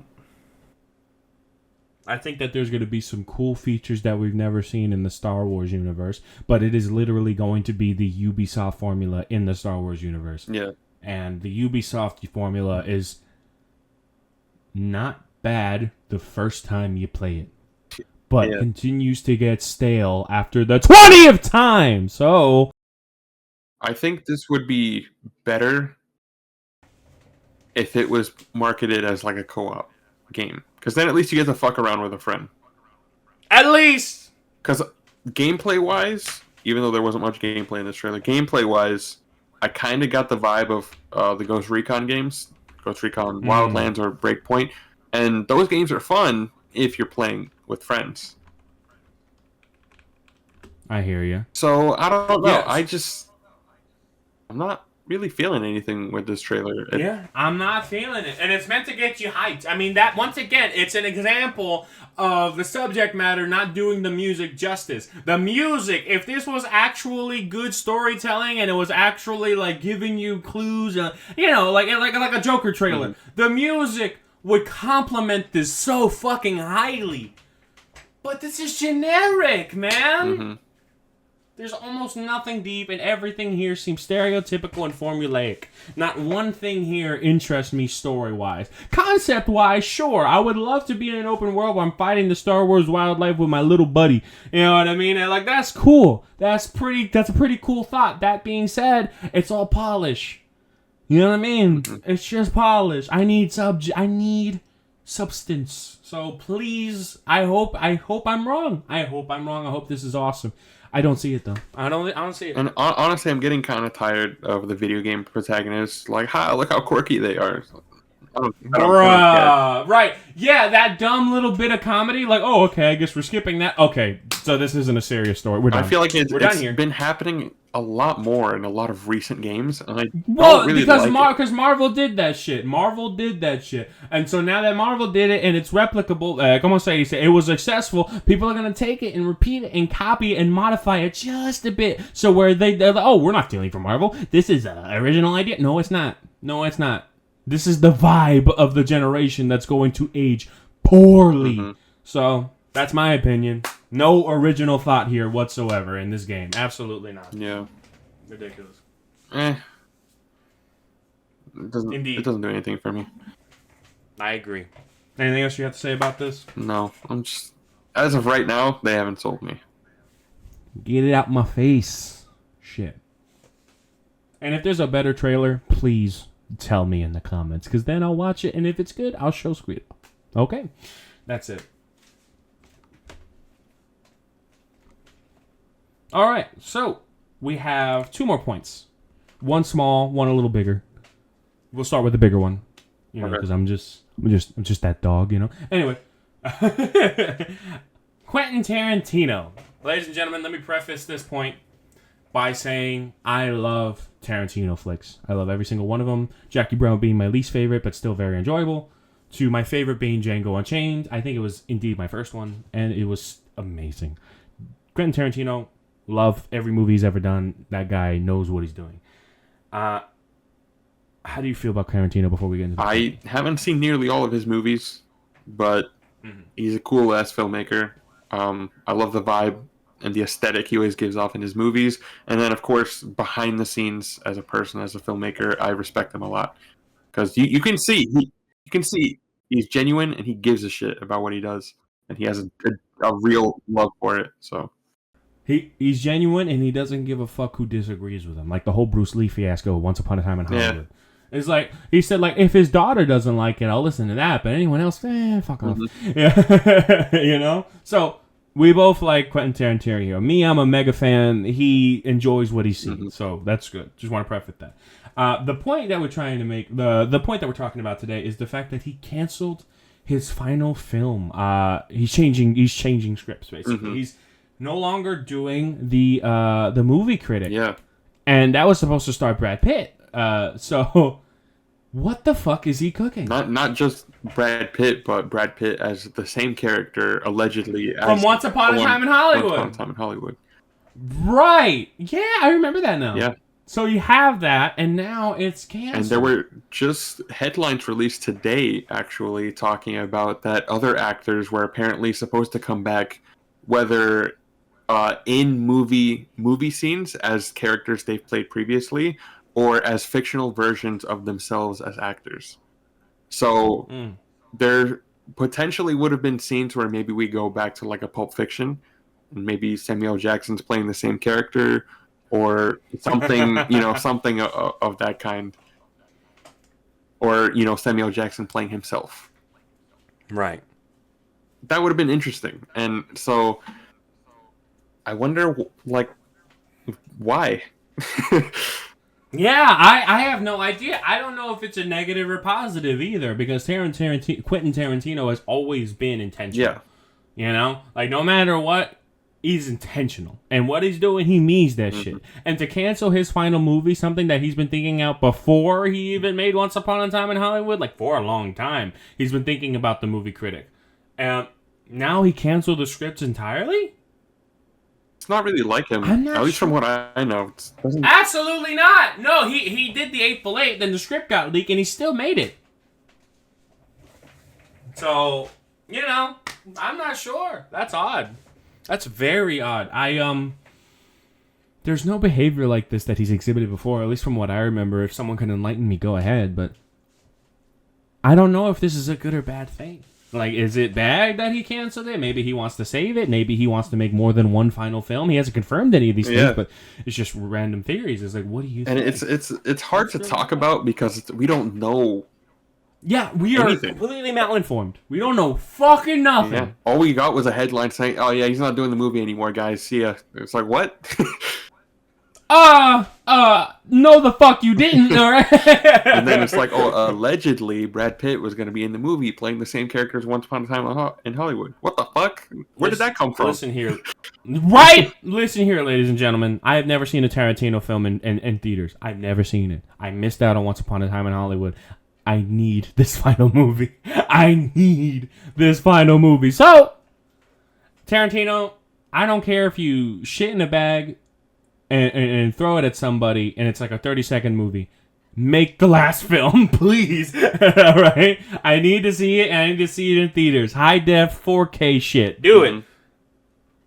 That's all I have. He just agreed finally. Like, oh, of course. Yeah. I'd love to see that. Totally. I'd love to see that. So, yeah, I'm kind of worried, but I'm also not, because Quentin Tarantino has always been somebody I'm comfortable with. Like, okay, this is going to be a good movie. Mm-hmm. This is going to earn my money. I'm going to buy this Blu-ray later. You know what I mean? Yeah. That kind of shit. So, I mean, well, I'm worried, but I'm also not. So I'm going to say I have faith in Tarantino. How about you? Yeah, we'll see where it goes. I'm curious. I agree. Okay, final point of the night. This is a smaller one as well. WWE Raw Women's Championship Women's Battle Royale. Yeah. Recently, Rhea Ripley got injured. Holy shit. Yeah. How fucking unfortunate. And Dom, too. Right. Horribly timed. Dom got injured, too. Yeah. Holy shit. How horribly timed. You know what I mean? So now, because of Rhea Ripley getting injured and being injured by Liv Morgan, I thought that they were going to have Liv Morgan become champion, you know, because like, oh, she's over, people like her, that kind of thing. But WWE chose to have it the other way. WWE chose to call Becky Lynch out of her break and be like, yo, we need a Superman right now. And Becky Lynch was like, shit, I got you. Let me get my Hulkamaniac t-shirt on. Let's go. You know what I mean? Then she goes out. She's literally wearing the same ring attire as WrestleMania. She goes out to this Battle Royale. Her and Liv Morgan have a fucking fight. And then at the end of it, Becky Lynch throws Liv Morgan over the top. And Becky Lynch is crowned the WWE Women's Champion. How do you feel about that, Skweedo? So initially, when it happened, I was like, what the fuck? Should have been Liv. Becky doesn't need the win. I've kind of, in the last 24 hours since that's happened, I've kind of turned around a little bit, I'm not going to lie. Mm-hmm. I like Becky Lynch. We all like Becky Lynch. Me too. People that don't like Becky Lynch, there's something wrong with you. She's charming, she's likable, she's fun, she's great in the ring, she's great on the mic. Now, this narrative could apply to anybody, but if you're an older wrestler not putting over new talent, you're usually universally hated. Yes. But I don't think this is how it worked out. Mm-hmm. I think that WWE wants Liv Morgan to become champion. Yes. They just don't want her to become champion yet. Yeah. She's got to on an episode of Raw? Yeah. Come on, y'all. She's got to work for it. Somebody had to be champion. And somebody needs to be able to take the heat for winning the championship because they're not Liv Morgan. Because no matter who it was, they were going to get heat because it's not Liv Morgan. I mean, maybe people would have been. It can't be another new chick because then that puts one of them down. It needs to be somebody that can take the heat and not get put down when Liv Morgan wins the title later on. And that's Becky Lynch. That's Becky Lynch. Literally the perfect scenario. If it wasn't going to be her, it probably would have been someone like Nia Jax. And, they're not doing that shit. Becky, come back. You know, it's lately with WWE over the past year, you know, they've been very adamant about long-term booking. And so it's like they have. In the moment, cinema! So in the moment, we're just kind of like, oh, fuck, Becky Lynch. Then you sit and think about it, and you're like, wait, they're gonna build up Liv's win exponentially. This is gonna be like might be a SummerSlam match. Yeah, dude, I'm telling you right now, Becky Lynch pulling a massive fucking run and Liv Morgan fighting, clawing, going crazy, and then eventually winning that championship is going to build her so much more as a champion rather than just, oh, I win by default. Yeah, you know what I mean?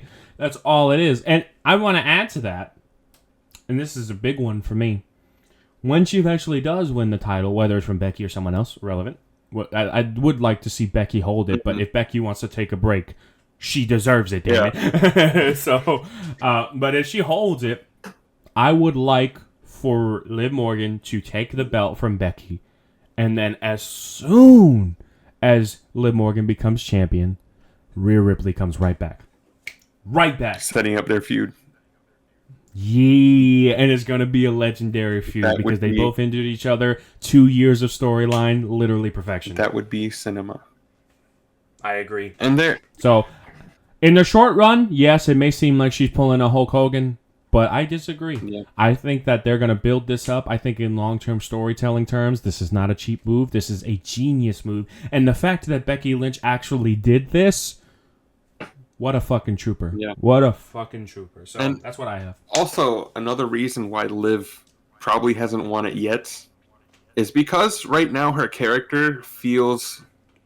She kind of feels like a tweener. She's not entirely heel, but she's definitely not a good guy. And so... And they need the WWE fandom to be 100% sure she's a main eventer. Yeah. So this is what they got to do. I feel like when she does win the title, it's going to culminate with her character fully becoming heel. I think she's going to have to fully become heel in order to win the championship. She might win by cheating. We don't know. Something. Whatever it is. Yeah, but right. she needs to be fully heel before she wins the title. That's what I think. It needs to be the end of one chapter of the story to create another one. Exactly. So, once again, WWE, I feel like they're making a dub decision because, once again, long-term storytelling makes a lot of sense. Don't want to just thrust it onto Liv Morgan by default. You want to build that up even longer. Triple H understands the fucking game. So... I'm down with it. I like the decision. He is the game. You're right. He is the game, so he understands it fully. He knows himself very well. So the Cerebral Assassin, dub take. Good job, Paul. Mm-hmm. Anything else you had to say about that, Skweedo? Nope. That's all I got. Seth Rollins, I'm sorry. Your wife finna be away for a while. He'll be aight. He'll be aight. That's it. And that, ladies and gentlemen, was all the points that we had to cover on the Big Squeeze Show. Holy shit. We recorded for about 3 hours. Damn. Fuck. Let's shoot for 4. So, yeah. Damn right. So, with that being said, ladies and gentlemen, thank you all for watching. I hope you guys have a nice, productive damn day. And I will... You know what? I hope you guys have a lazy-ass day. I hope you guys relax and enjoy yourselves. You know what? He's right. Fuck y'all.